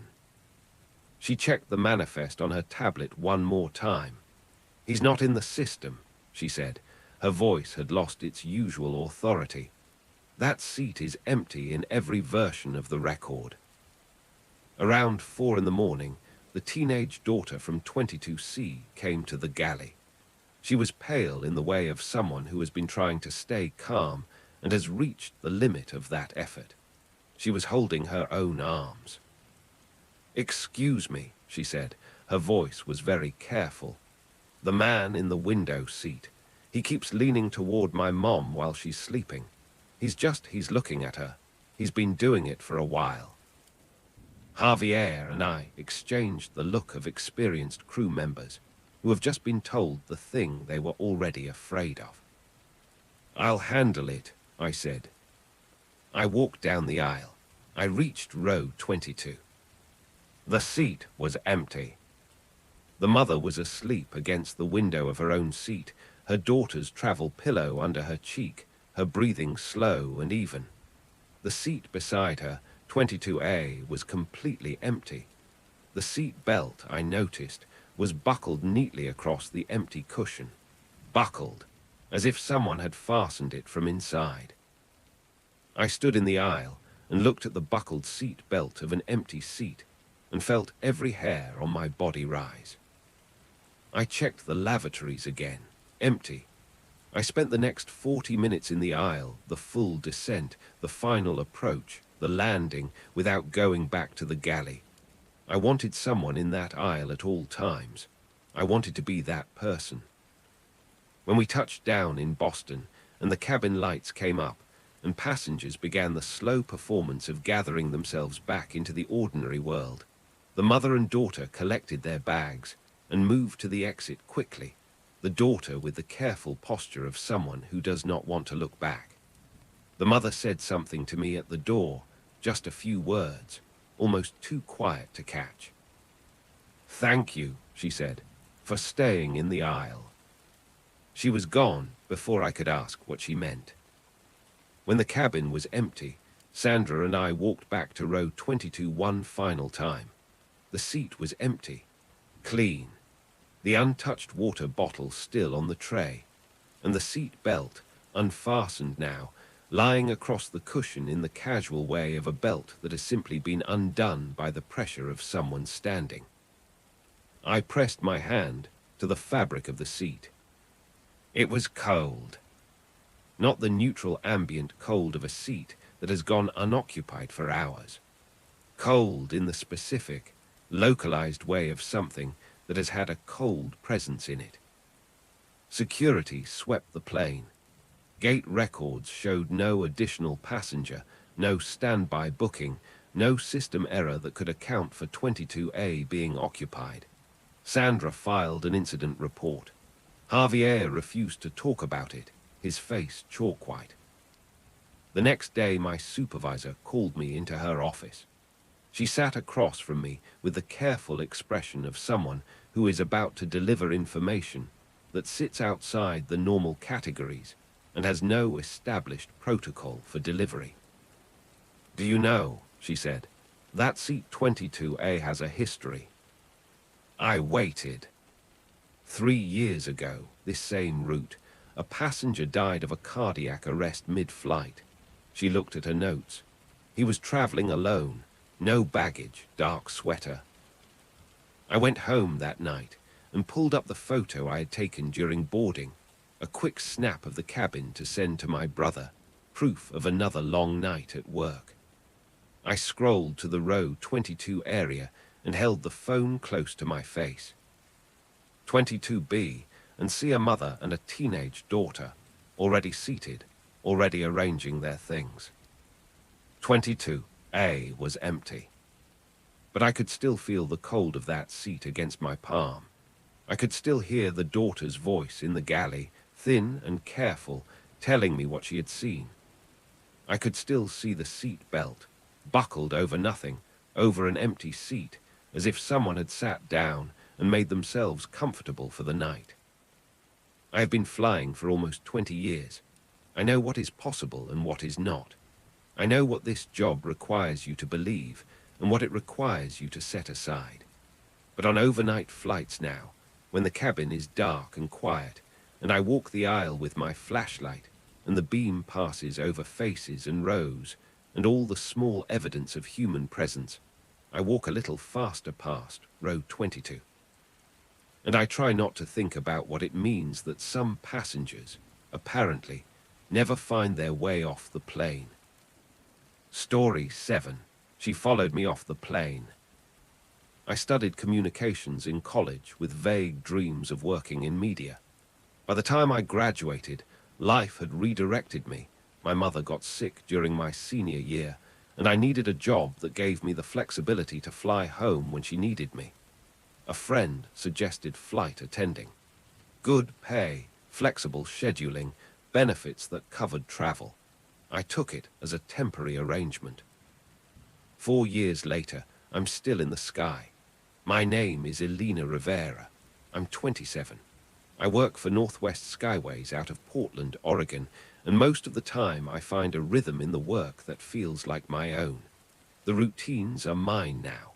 The competencies are mine. The way I read a cabin has become as natural as reading a room.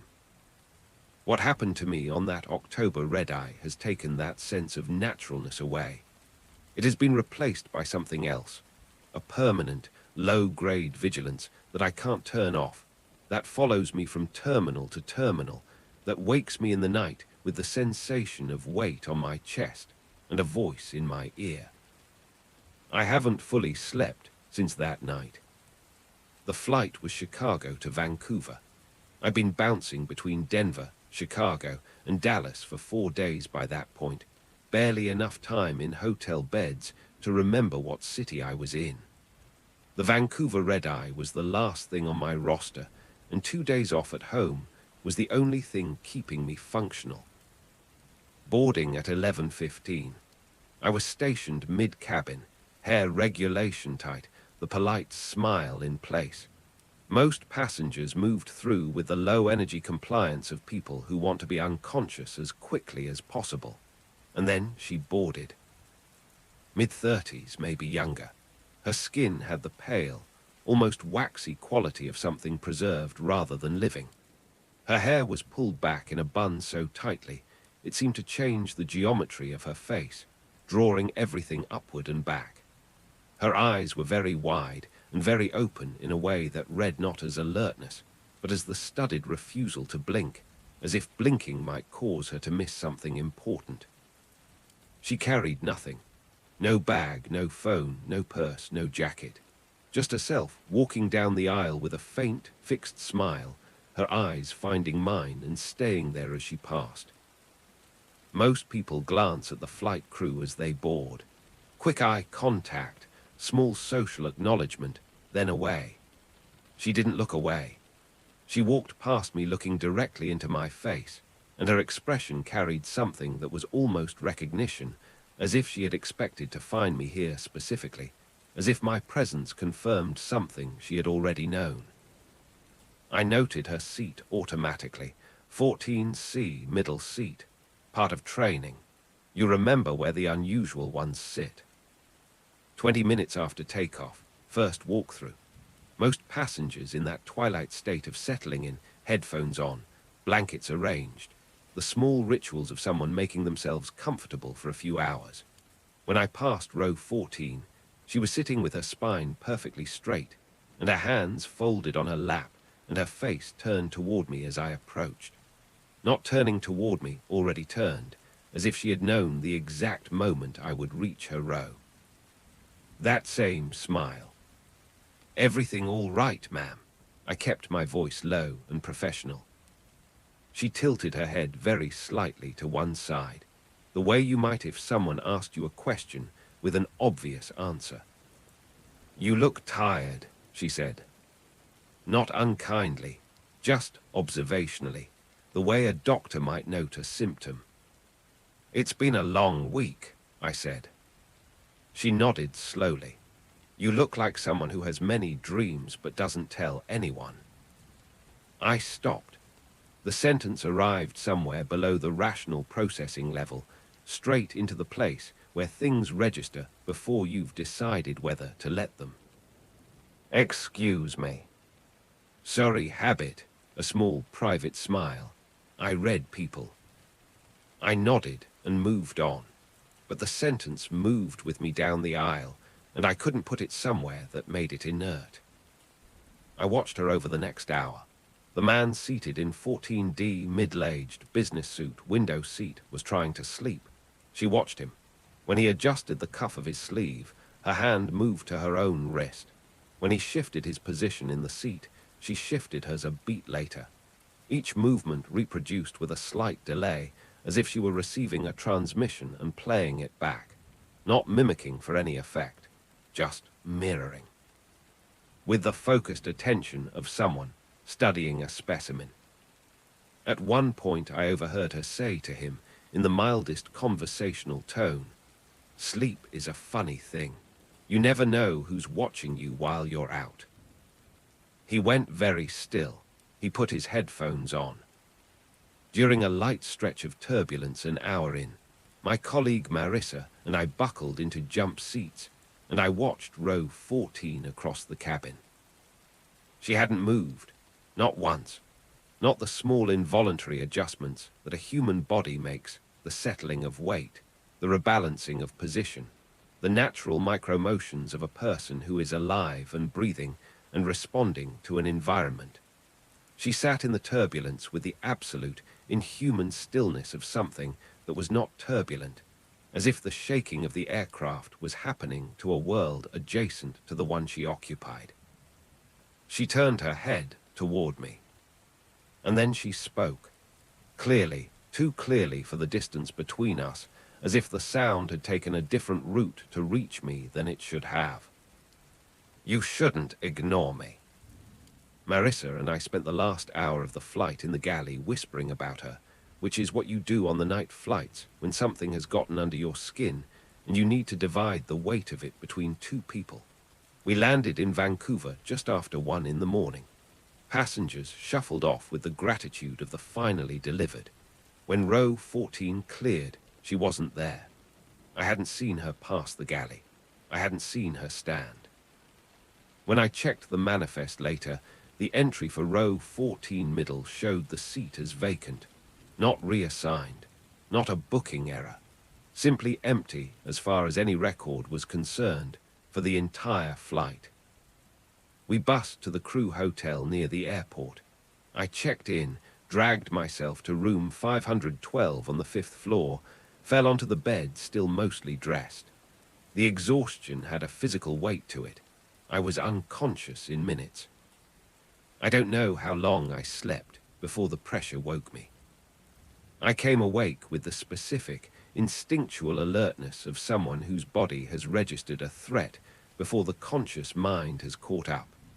My eyes opened. The room was dark except for the light from under the door. She was sitting on me. both knees on my ribs, her weight distributed with a precision that was more frightening than the weight itself. Her face close to mine. That same smile, wider now in the dark, stretched past what smiles are supposed to reach. Her eyes in the close darkness of the room were very wide and very still. "You weren't supposed to ignore me," she whispered. Her breath was warm on my cheek, which was somehow worse than cold would have been. "You saw me. You looked right at me. You were supposed to acknowledge me." I couldn't scream. Not because of her hand. She hadn't put her hand over my mouth, but because my lungs were locked, compressed under her weight, and under the absolute animal terror of what I was looking at. She reached into her hair and held something up between two fingers, a metal hair clip bent into a shape that could work in a lock. "I used this to come in," she said, conversationally, the way you might explain a simple practical solution to a minor problem. Something in me broke free. I shoved her, both hands, every gram of force I had, straight at her chest. She went sideways and off the bed, and I heard a sound come out of her as she hit the floor, a sound that wasn't quite a cry and wasn't quite a word, somewhere between the two. I was at the phone before she reached the door. Security arrived in 3 minutes. She was gone. The bent hair clip was on the carpet, evidence of its own particular horror. The door latch showed clear signs of forced entry. Hotel CCTV showed her entering the lobby behind me during check-in, walking to the elevator as I walked to the elevator, exiting on my floor as I exited on my floor. It showed her sprinting out a back exit while security was on the way up. The police found no matching identity. The airline's flight records showed nothing in 14C for that flight. They told me I was lucky. They used the word lucky. Since that night, I have not slept through once. I wake in the night feeling the pressure on my chest that isn't there. I hear her voice. "You weren't supposed to ignore me," delivered in the tone of someone who finds a basic social rule has been violated, who is simply reminding you of the correct behavior. I see her face sometimes in the crowd at boarding gates. That pale skin, that pulled back hair, that wide, unblinking gaze, always watching me, always just at the edge of recognition before I lose her in the crowd. I still fly. I don't know how to stop. But I have learned something from her, something I wish I didn't know, that the rule about not engaging with the unusual passengers goes further than flight protocol. That sometimes when a stranger looks at you with a particular kind of intensity, the safest answer isn't a polite acknowledgement. The safest answer is to never let them see that you've seen them at all. Story 8. The Woman in Pearls. My name is Amelia Grant. I'm 32, and I've been a flight attendant with Pacific Skies Airways for a little over 7 years. I took this job out of desperation rather than aspiration, college debt, lost my father to a heart attack at 24, my mother's medical bills were stacking higher than I could pay, and the airline was hiring aggressively. 7 years later, temporary has never ended, but somewhere in those 7 years, the job became mine in a way I didn't expect. Last week, on a flight from Delhi to Sydney with a stopover in Kuala Lumpur, something happened that reminded me of exactly why this work matters. Not the glamour that other people imagine, not the destinations, but the specific, critical responsibility of being the most alert person in a contained space, with a few hundred people who are trusting you with their lives in ways they may not even fully understand. It was a busy morning flight. The airport was at full capacity. That particular chaos of an international hub on a full load day, crowds pressing through security, announcements in 4 languages, the constant percussion of luggage wheels on tile. I found our lead attendant Clara near the gate, her hair perfectly ironed as always, her composure entirely intact in the way of someone who has been doing this for so long that the noise simply doesn't reach her anymore. I was still adjusting my scarf when I saw her. She was seated near the gate windows, alone, wearing an ivory pantsuit that announced its expense in every pressed line. Pearl necklace, oversized sunglasses, hair pinned in a bun with the kind of effortless precision that either takes an hour or is entirely natural, and which either way suggests a woman who has never been in a hurry in her life. But she was not watching the departure board. She was not on her phone. She was watching a young woman seated 20 feet away who was struggling with a stroller, a carry-on bag, and a toddler who was half asleep and half awake and entirely uncooperative. The mother was in her mid-30s, plain clothes, hair going in multiple directions from a day already longer than she'd expected. Her little girl, maybe 2, with soft curls and a stuffed rabbit she was clutching in both arms, was slumped against her mother's shoulder with the boneless quality of a child on the edge of sleep. The woman in pearls was watching the child the way you watch something you want.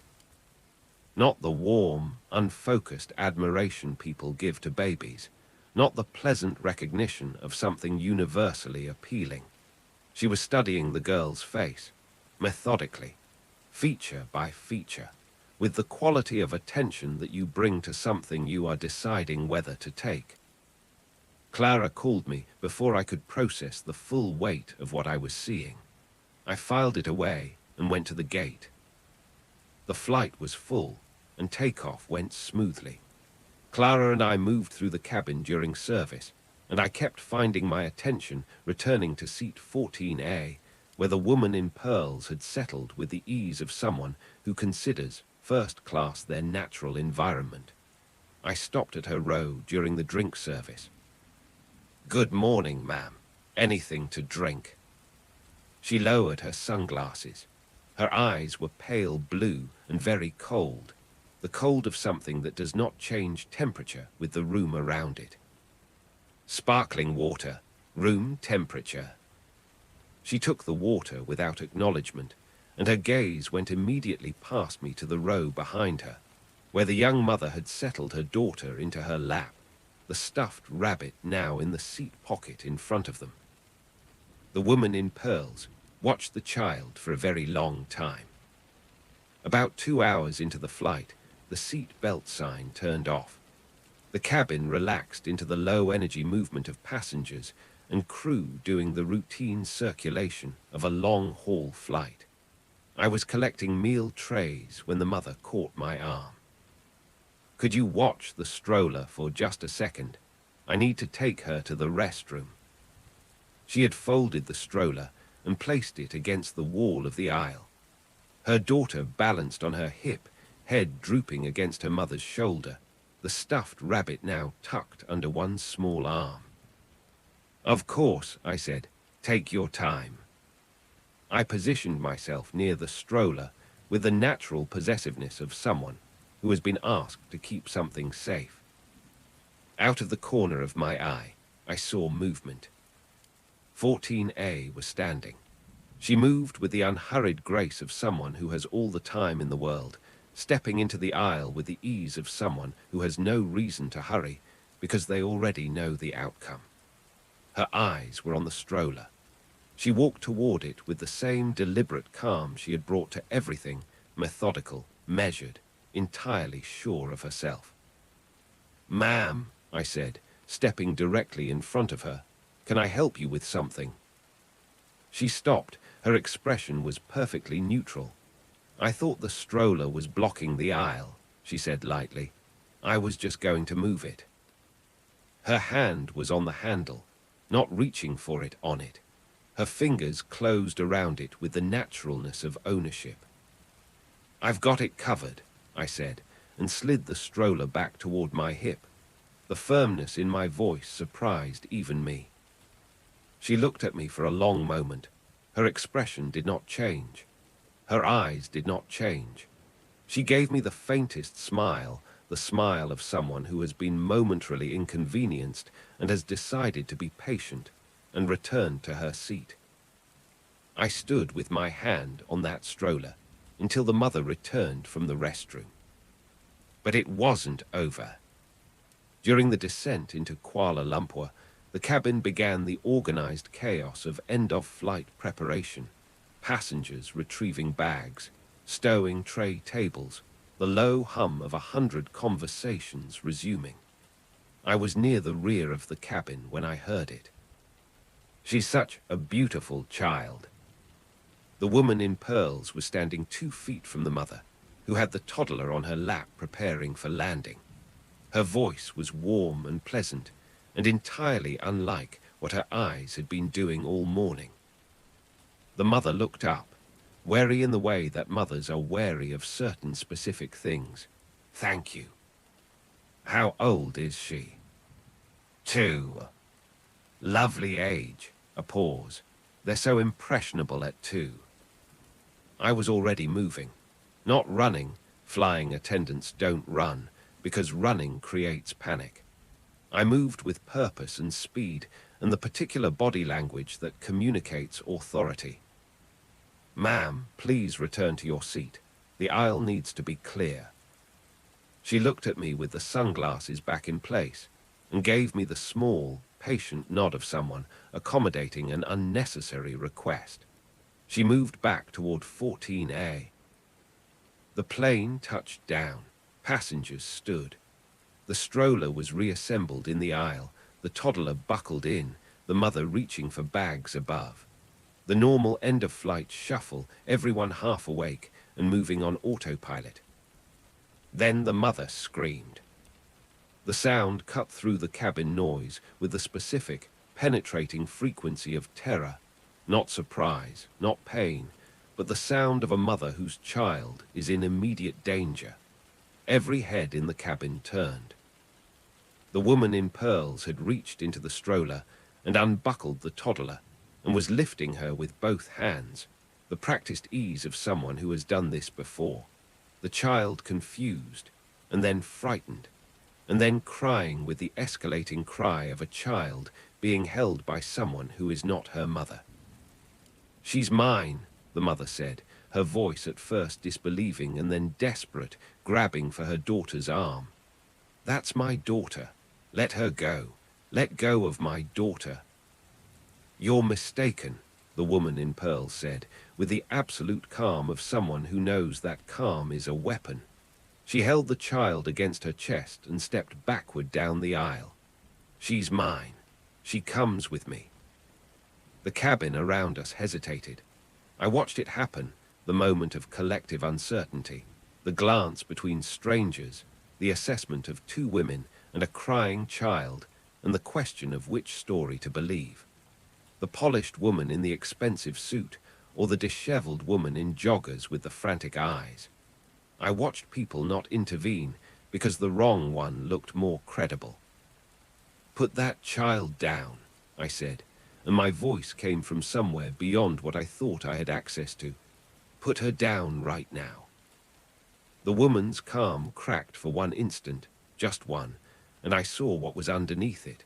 Not a mother, not someone confused, someone calculating, someone who has done this before and has learned exactly how long the hesitation of bystanders lasts, and who knows how to use every second of it.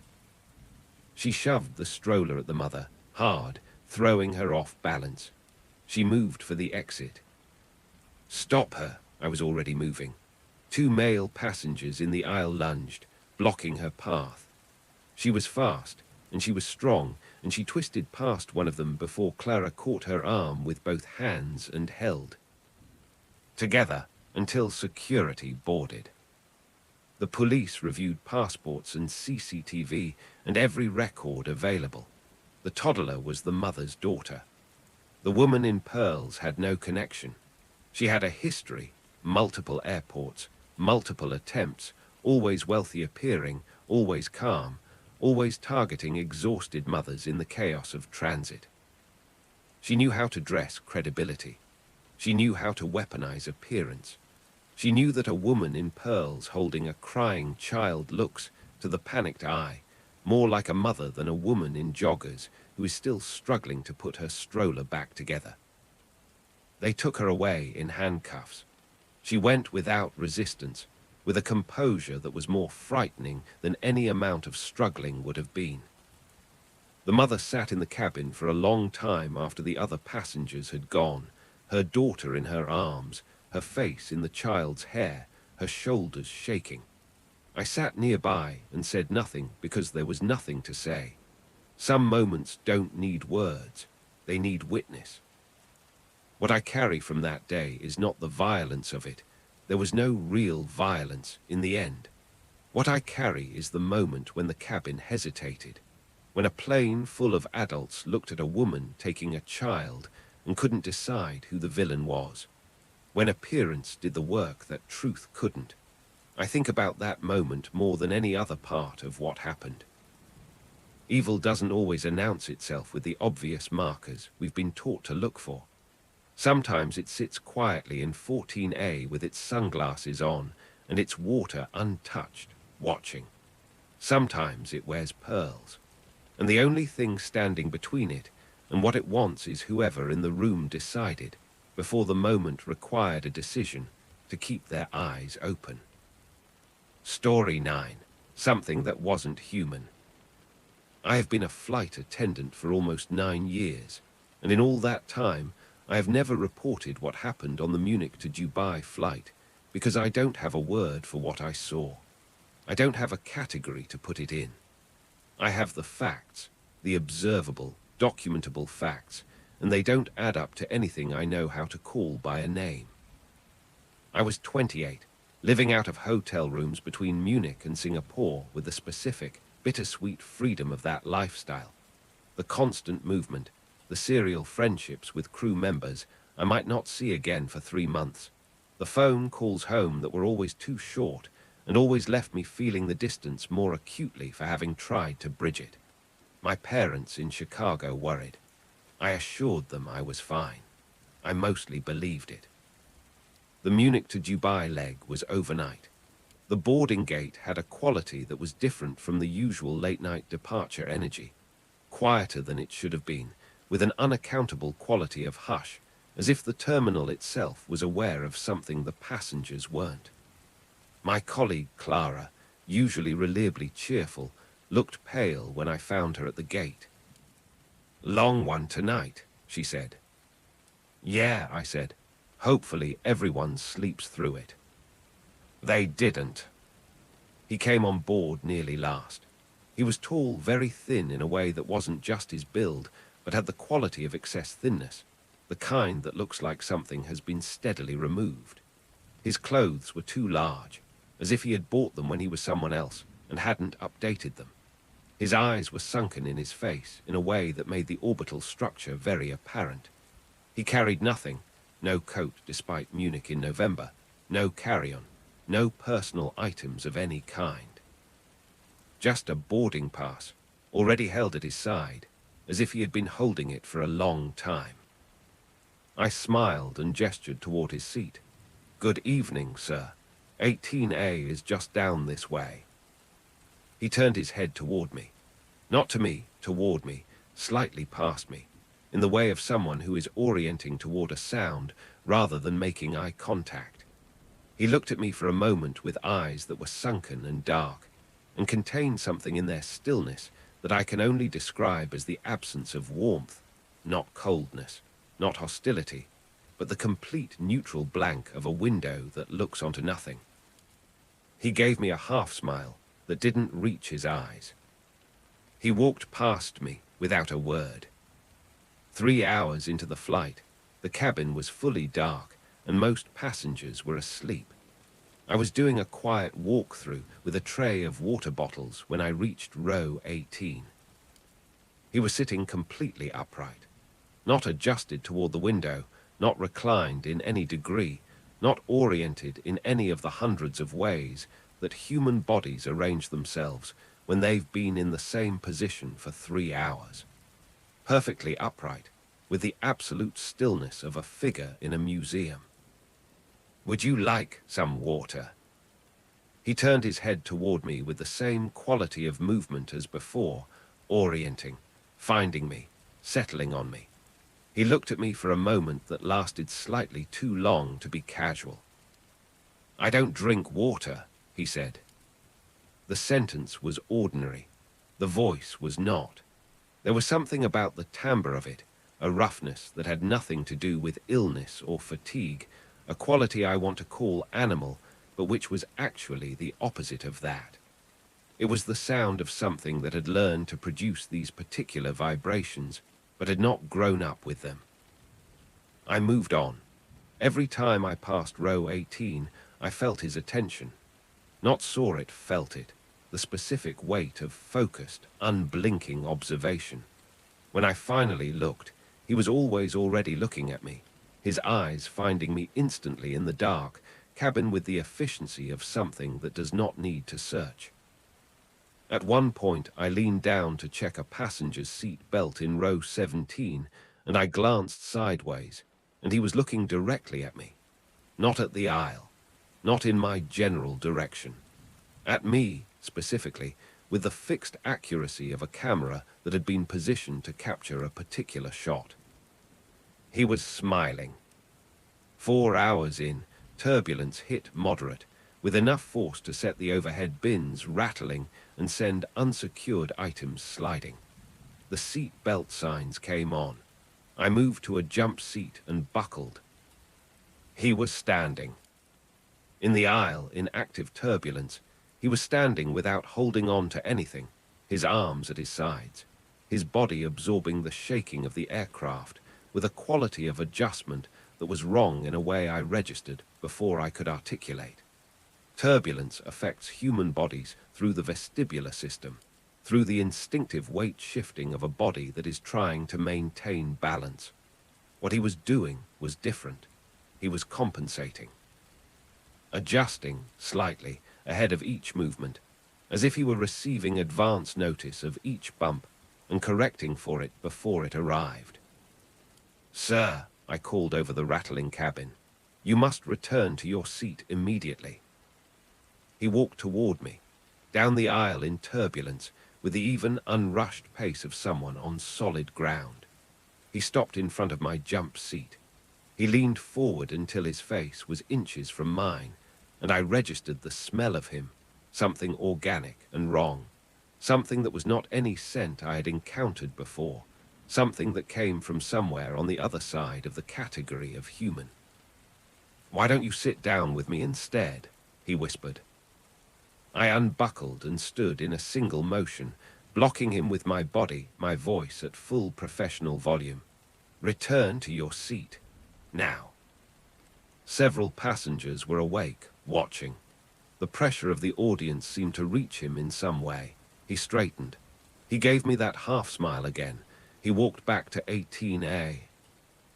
My hands, when I got to the galley, were shaking badly enough that Clara noticed immediately. She went through the right procedures. She accompanied me to the captain. He radioed ahead.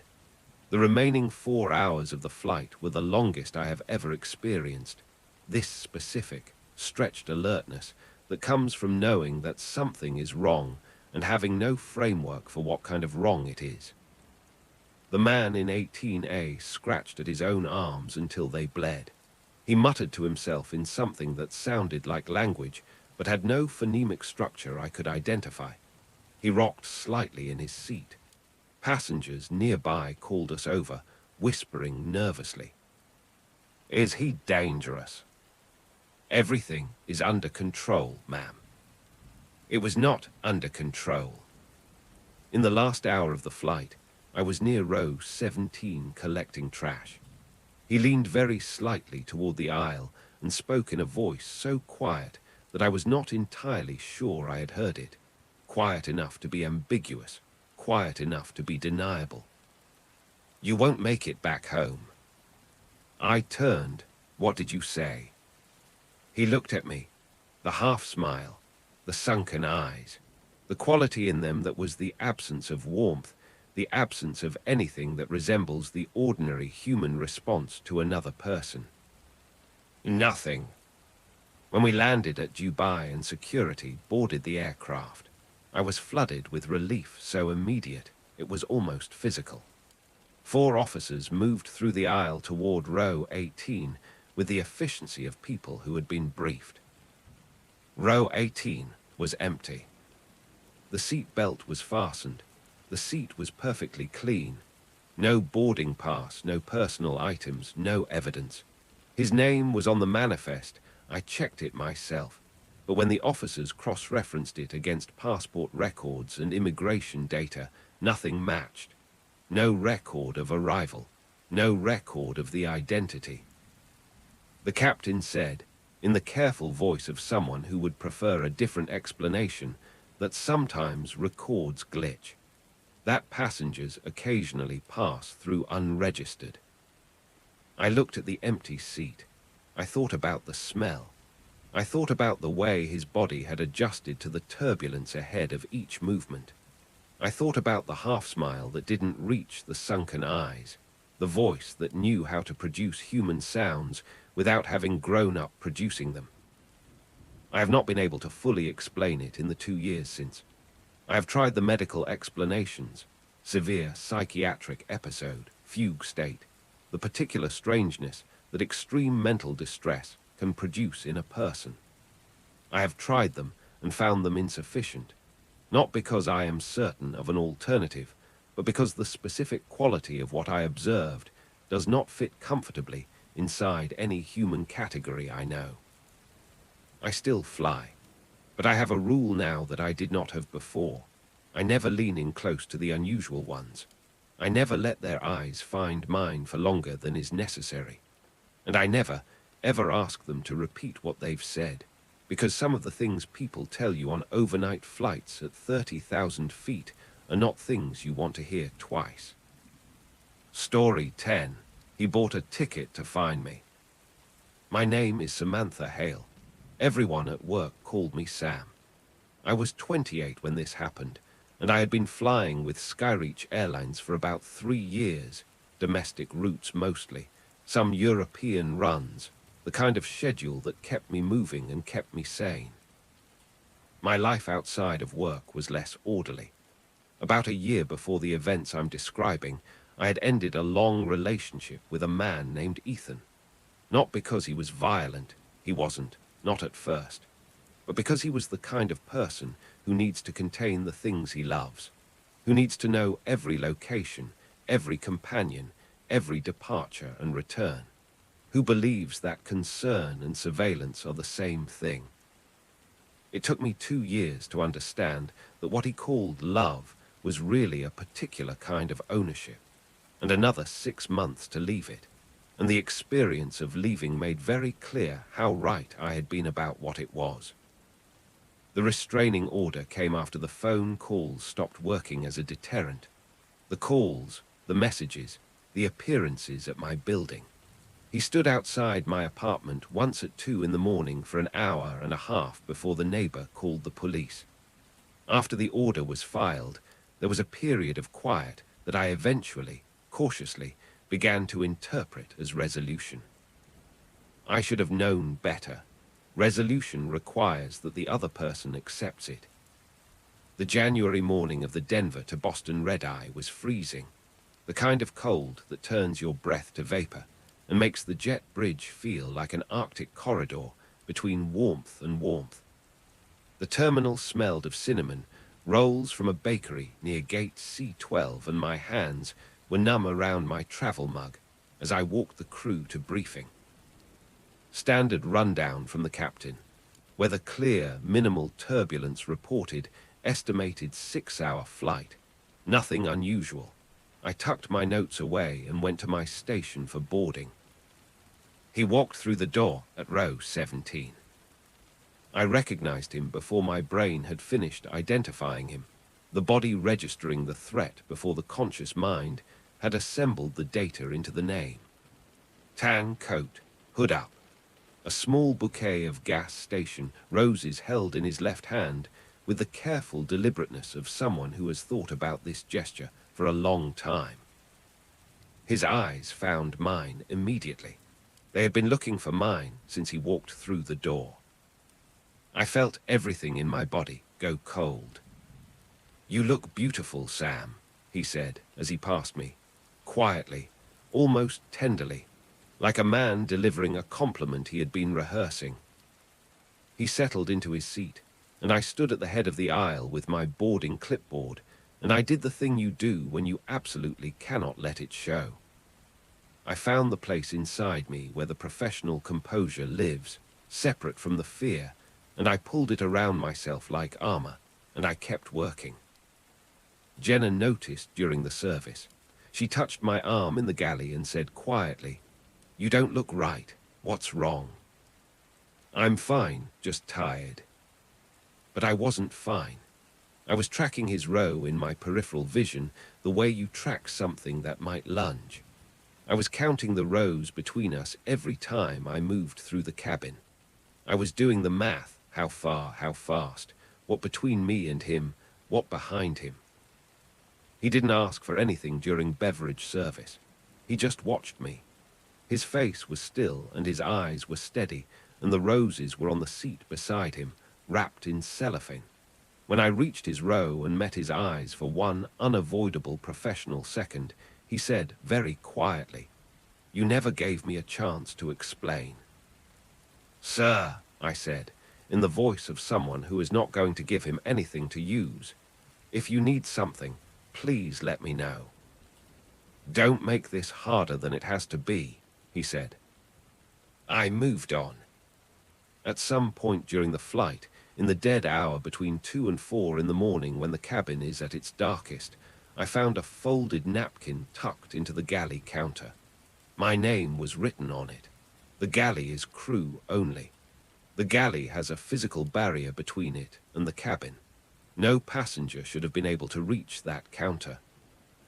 Inside the napkin, typed on a small piece of paper, 4 words, "You'll remember me always." I stood with the napkin in my hand and told myself, carefully and deliberately, that panicking would not help me and would not help the 300 people in the seats behind the galley curtain. I put the paper in my pocket. I went to wash my face and collect myself. The knock on the crew lavatory door came while I was still inside.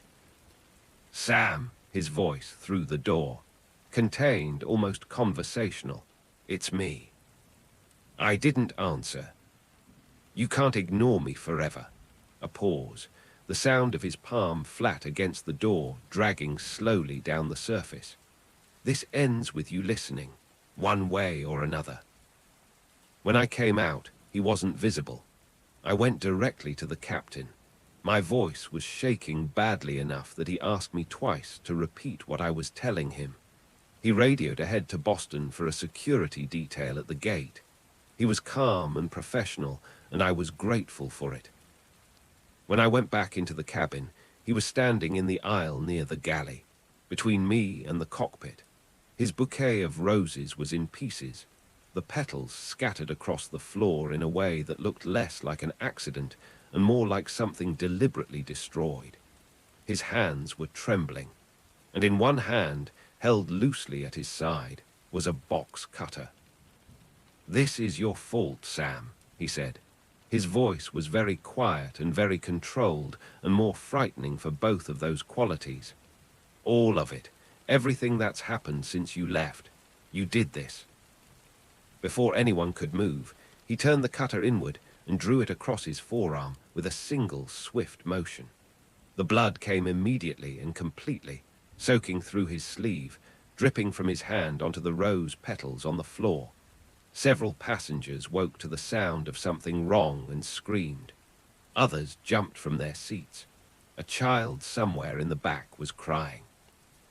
He reached for my wrist, not with the box cutter, with his bleeding hand, and he pressed his palm against my face. "You'll never forget me," he said. "Never." Marcus tackled him. The box cutter hit the floor. 2 passengers helped pin him while Jenna pulled me backward toward the galley. Ethan didn't fight. He laughed. The way people laugh when they've decided that everything is over and the only thing left is the performance. He was still talking while they held him, and crying while he talked, and the words were addressed to me even through all of it. "She knows now. She'll remember. She'll never forget me." We landed in Boston with a full security and paramedic team at the gate. They took him off first in handcuffs, his arm wrapped, his face absolutely calm and absolutely certain. I sat alone in an airport office for 2 hours afterward with his blood still on my face and my uniform, scrubbing at it with paper towels while an officer waited nearby with a clipboard. My hands didn't stop shaking long enough to sign the forms. He survived. He was charged. The investigation that followed revealed how he had found me, social media tracking, posts by friends who didn't know they were helping, airline scheduling forums, the particular public footprint that people leave without realizing. He had been following my route schedule for months. He had known my layover cities, my crew hotels, my regular flights. He had walked through my life for months without my knowing, moving through the gaps between what I posted and what I assumed was private, assembling a map of me that was more complete than I had ever maintained of myself. He is in a facility now, I know that. The lawyers have made sure I know it. But I check the locks 3 times. I don't post locations in real time anymore. I keep the blinds closed on ground floor apartments.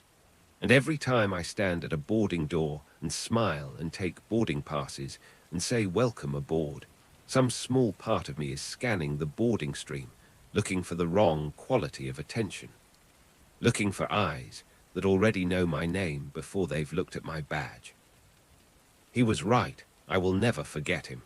But what he didn't understand, what that kind of person never understands, is that the remembering isn't the tribute he thought it was. It's not a monument to what he meant to me. It's the scar from a wound that he inflicted. The difference matters, even if he never knows it. Story 11. He chose this flight because of me. I am 27 years old and my name is Elena Rodriguez. I have been a flight attendant with Sky Vista Airlines for 5 years. When I was hired, it felt like the starting gun of my actual life. The uniform, the free travel, the idea of perpetual motion. What they don't show you in the recruitment brochures is the exhaustion, the recycled air that never quite smells clean, the irregular sleep schedule that makes your body forget what time zone it lives in, and the particular emotional labor of being professionally warm to strangers for 8 or 12 or 14 hours at a stretch. None of that diminished my love for the work. Not in 5 years. Not until last year, on an overnight flight from Lisbon to New York, when I met someone who showed me that the sky is not as safe as it looks from the ground. I was in the crew lounge at Lisbon Airport just before midnight, sipping coffee and trading tired jokes with Mariana, my colleague, mid-20s, curly brown hair, the kind of cheerful that reads as genuine because it is. The airport around us was in its late-night form. Shops closed, lights dimmed, the halls echoing and half-empty, with the particular quality of a public space that has been evacuated of most of its daytime purpose, but still has somewhere to be. At the gate, waiting, I noticed him, seated alone, late 40s, tall but with a slouched posture that collapsed some of his height. His hair was slightly disheveled, and his clothes had the particular wrinkled quality of someone who had been wearing them for longer than a single day. He wasn't looking at his phone. He wasn't looking at the departure board. He was looking at me. Not the glance of someone who makes brief eye contact and looks away. The held, unmoving gaze of someone who had decided to look and had not decided to stop. When our eyes met, he smiled. Not a smile of embarrassment at being caught staring. A smile of acknowledgement, as if we had agreed to something, and his smile was the confirmation. Mariana noticed my expression.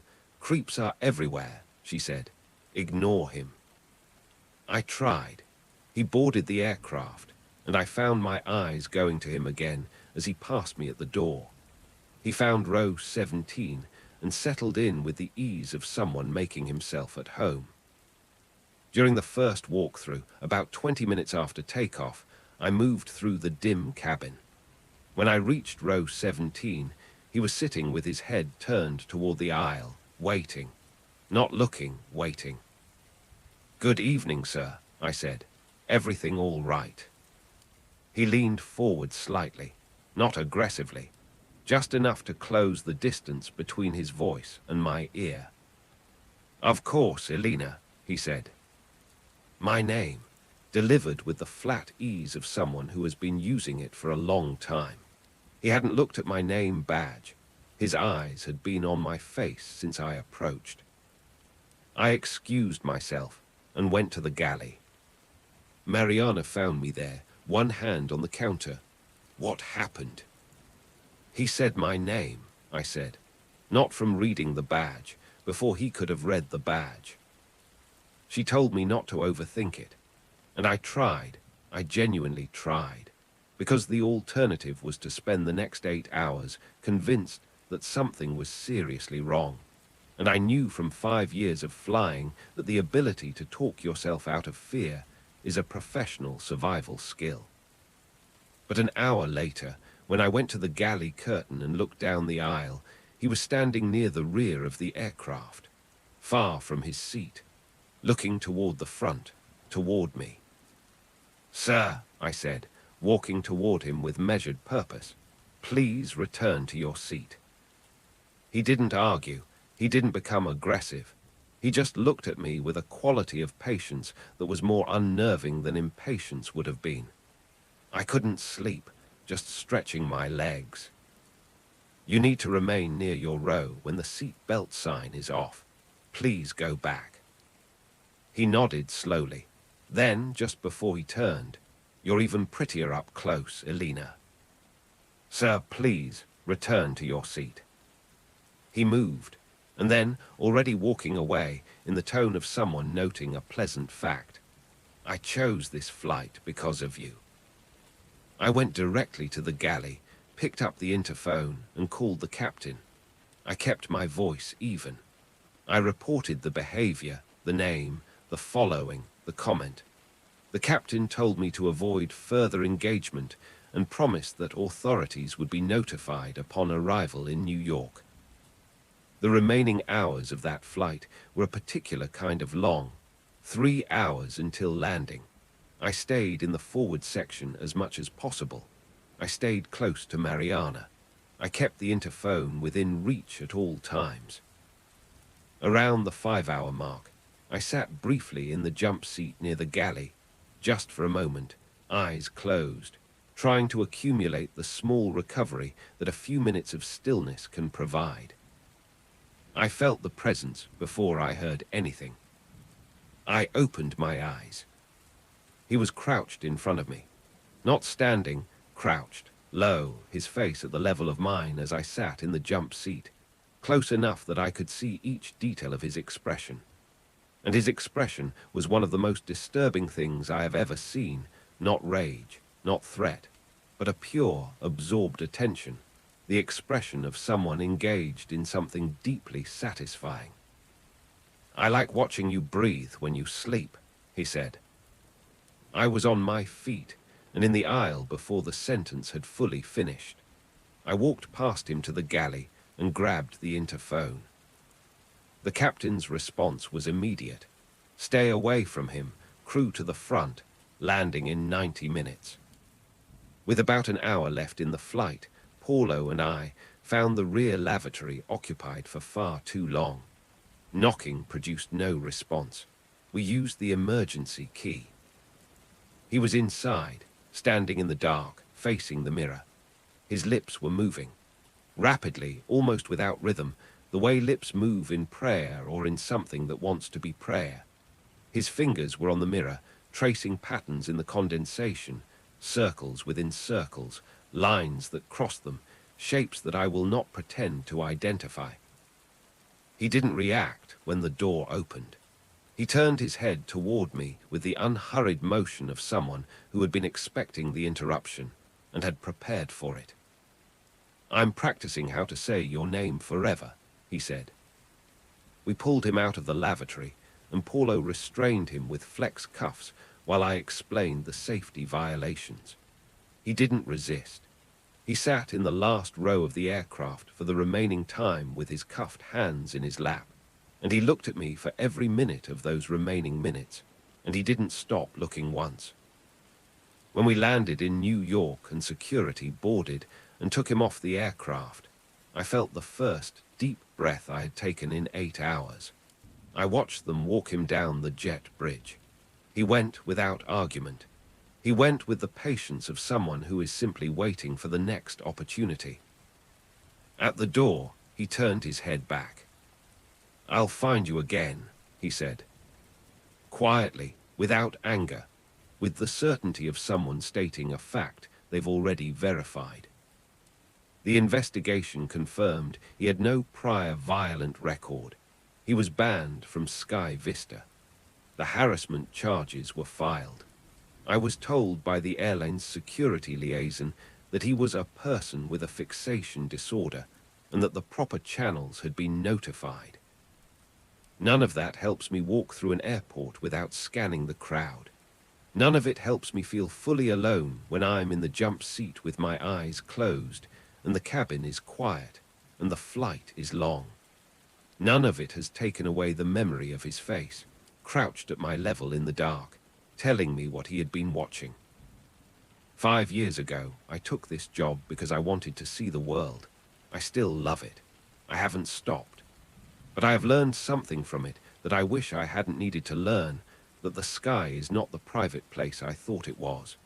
That visibility is a kind of vulnerability, that a uniform and a name badge in a closed cabin at 30,000 feet is, in the end, nowhere near as much protection as it seems. I still love my job, but I have never felt safe in the sky again. Story 12. Ambassador of Death. I grew up in Bristol, in a house where my parents were practical people who wanted practical things for me. My mother worked in a school. My father fixed boilers. They were the kind of people who value stability with the absolute conviction of those who have seen what happens without it. They wanted me to teach, to nurse, to be tethered to something reliable. I wanted the sky. At 23, I applied to a major British airline on a wish and a good interview and got the job. I remember calling my parents from the street outside the building because I was too overwhelmed to wait until I got home. My mother cried. My father asked if I knew what I was getting myself into. I said yes. I was wrong about almost everything, but I was right about the one thing that mattered, that this was where I was supposed to be. My name is Alicia. I've been flying for just over 6 years. Correction, I had been flying. I no longer am. This is the story of why. It was November. The cold had come early that year, and Heathrow was a study in organized chaos. The delay boards filling with orange text, the Atlantic winds pushing back departures across half the terminal. Our flight, 828 to Boston, was marked on time, which made us an anomaly in a field of orange. The crew was small. Daniel, our purser, mid-40s, serious and kind in the way that genuine kindness often presents as seriousness to people who don't know the difference. Chloe, my closest friend on this particular run, 25 and genuinely warm in a way that the job sometimes burns out of people, but had so far left intact in her. Priya, a trainee who was eager in the way new people are eager, and who I remembered from this night with a strange, protective fondness that I didn't understand until later. Captain James Caldwell, with the calmness of decades in the cockpit and a voice that made you believe, structurally and completely, that whatever was happening was going to be resolved. Boarding after 11. The late-night Heathrow crowd, families, businessmen, students with too much luggage and too little sleep.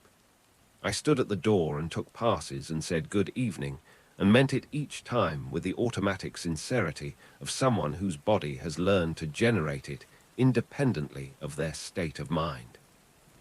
And then he boarded. He was tall, late 30s, dressed in a black coat that was too warm for the cabin temperature. He walked slowly down the aisle the way a person walks when they're not walking to a seat, but looking for something, his eyes moving across each row with a quality of deliberate assessment.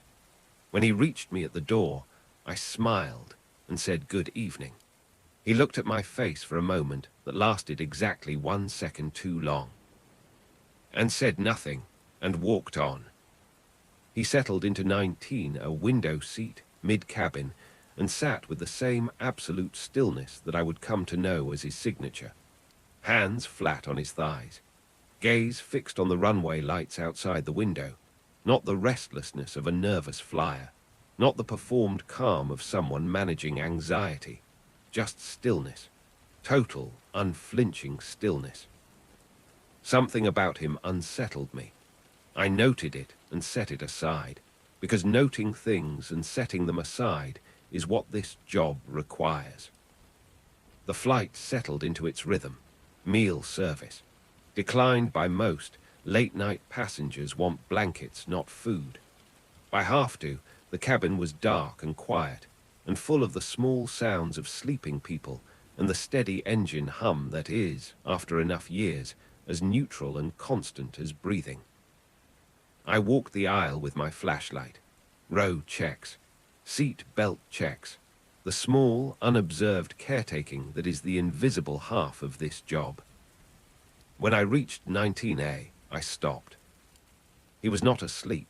He was moving, not shifting, not adjusting, swaying, very slightly side to side, in a rhythm too regular to be involuntary and too slow to be anything I had a name for. His hands on his thighs were making small movements, not fidgeting, but rhythmic, like a pattern being traced, like a code being keyed. His head was tilted back against the seat, and his eyes were half open, oriented toward the ceiling. "Sir," I whispered, "are you all right?" He turned his head, slowly, the way things turn in water rather than in air. His pale grey eyes found me in the dark cabin with an accuracy that should have required them to search for me, and didn't. "You've got beautiful eyes," he said. The sentence was not a compliment. It was delivered with none of the social apparatus that compliments carry, no warmth, no self-consciousness, no hope of reception.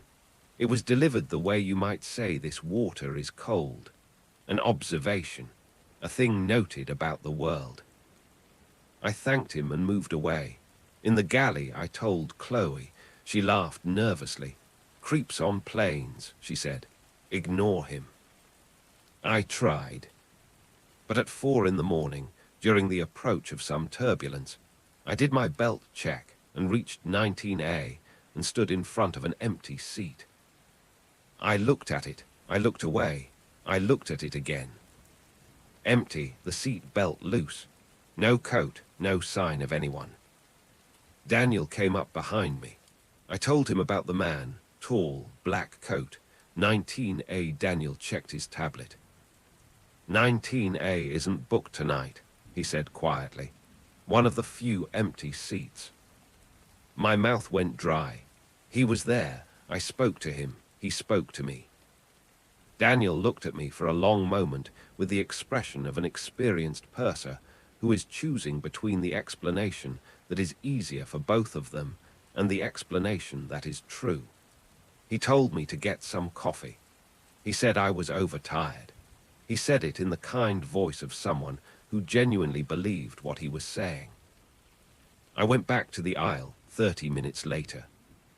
He was there. In 19A, sitting calmly, coat on, hands flat, eyes straight ahead. Exactly as he had been. As if he had never been absent. As if the absence itself was something that happened on my side of the equation, not his. I stood in the aisle. My legs felt unreliable. Priya came up behind me and asked if I was okay. I pointed at 19A. She looked. "It's just a seat," she said. "Just a seat." In the hour before descent, I passed 19A one more time. He turned before I reached him, before any footstep or visual cue could have announced me, and spoke in the flat, informational tone of someone reporting something they have observed and found notable. "You changed my seat," he said. "I was by the door before, then by the woman, then here. You keep moving me." "Sir," I said carefully, "I think there may be some confusion about." "You'll make a beautiful corpse," he said. And when I blinked, just the half-second interval of a single blink, the seat was empty.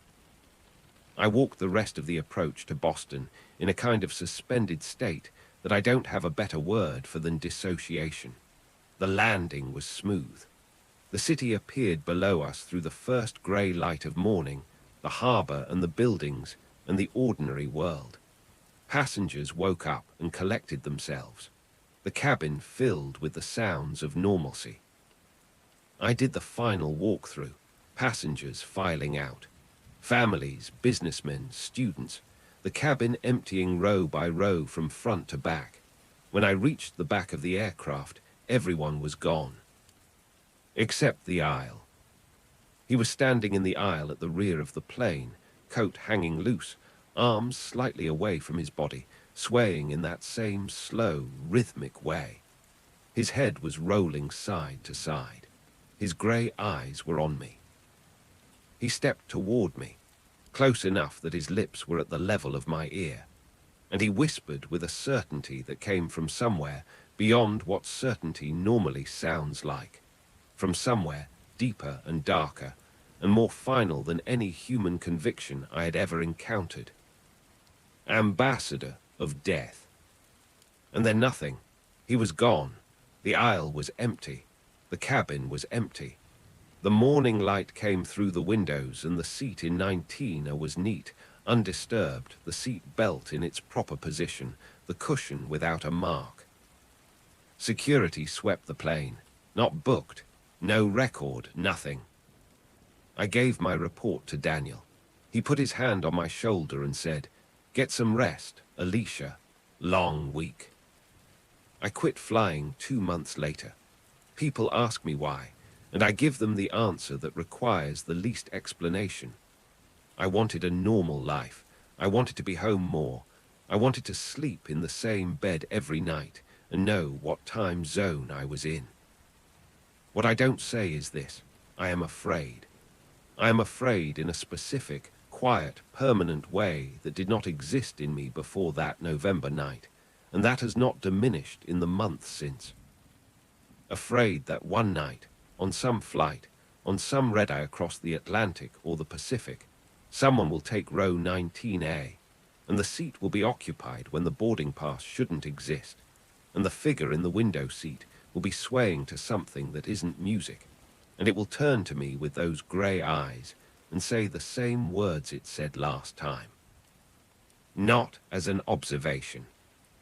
As an announcement. I don't fly anymore. I'm not sure I ever will again. The sky is beautiful from the ground. That's enough. It has to be enough. Because the alternative is getting back on a plane and walking that aisle in the dark and reaching row 19A and finding it occupied again. And next time, I don't think the ambassador will only whisper. Outro. Those were 12 stories from 12 people who went to work in the sky and came back changed. Some of them are still flying.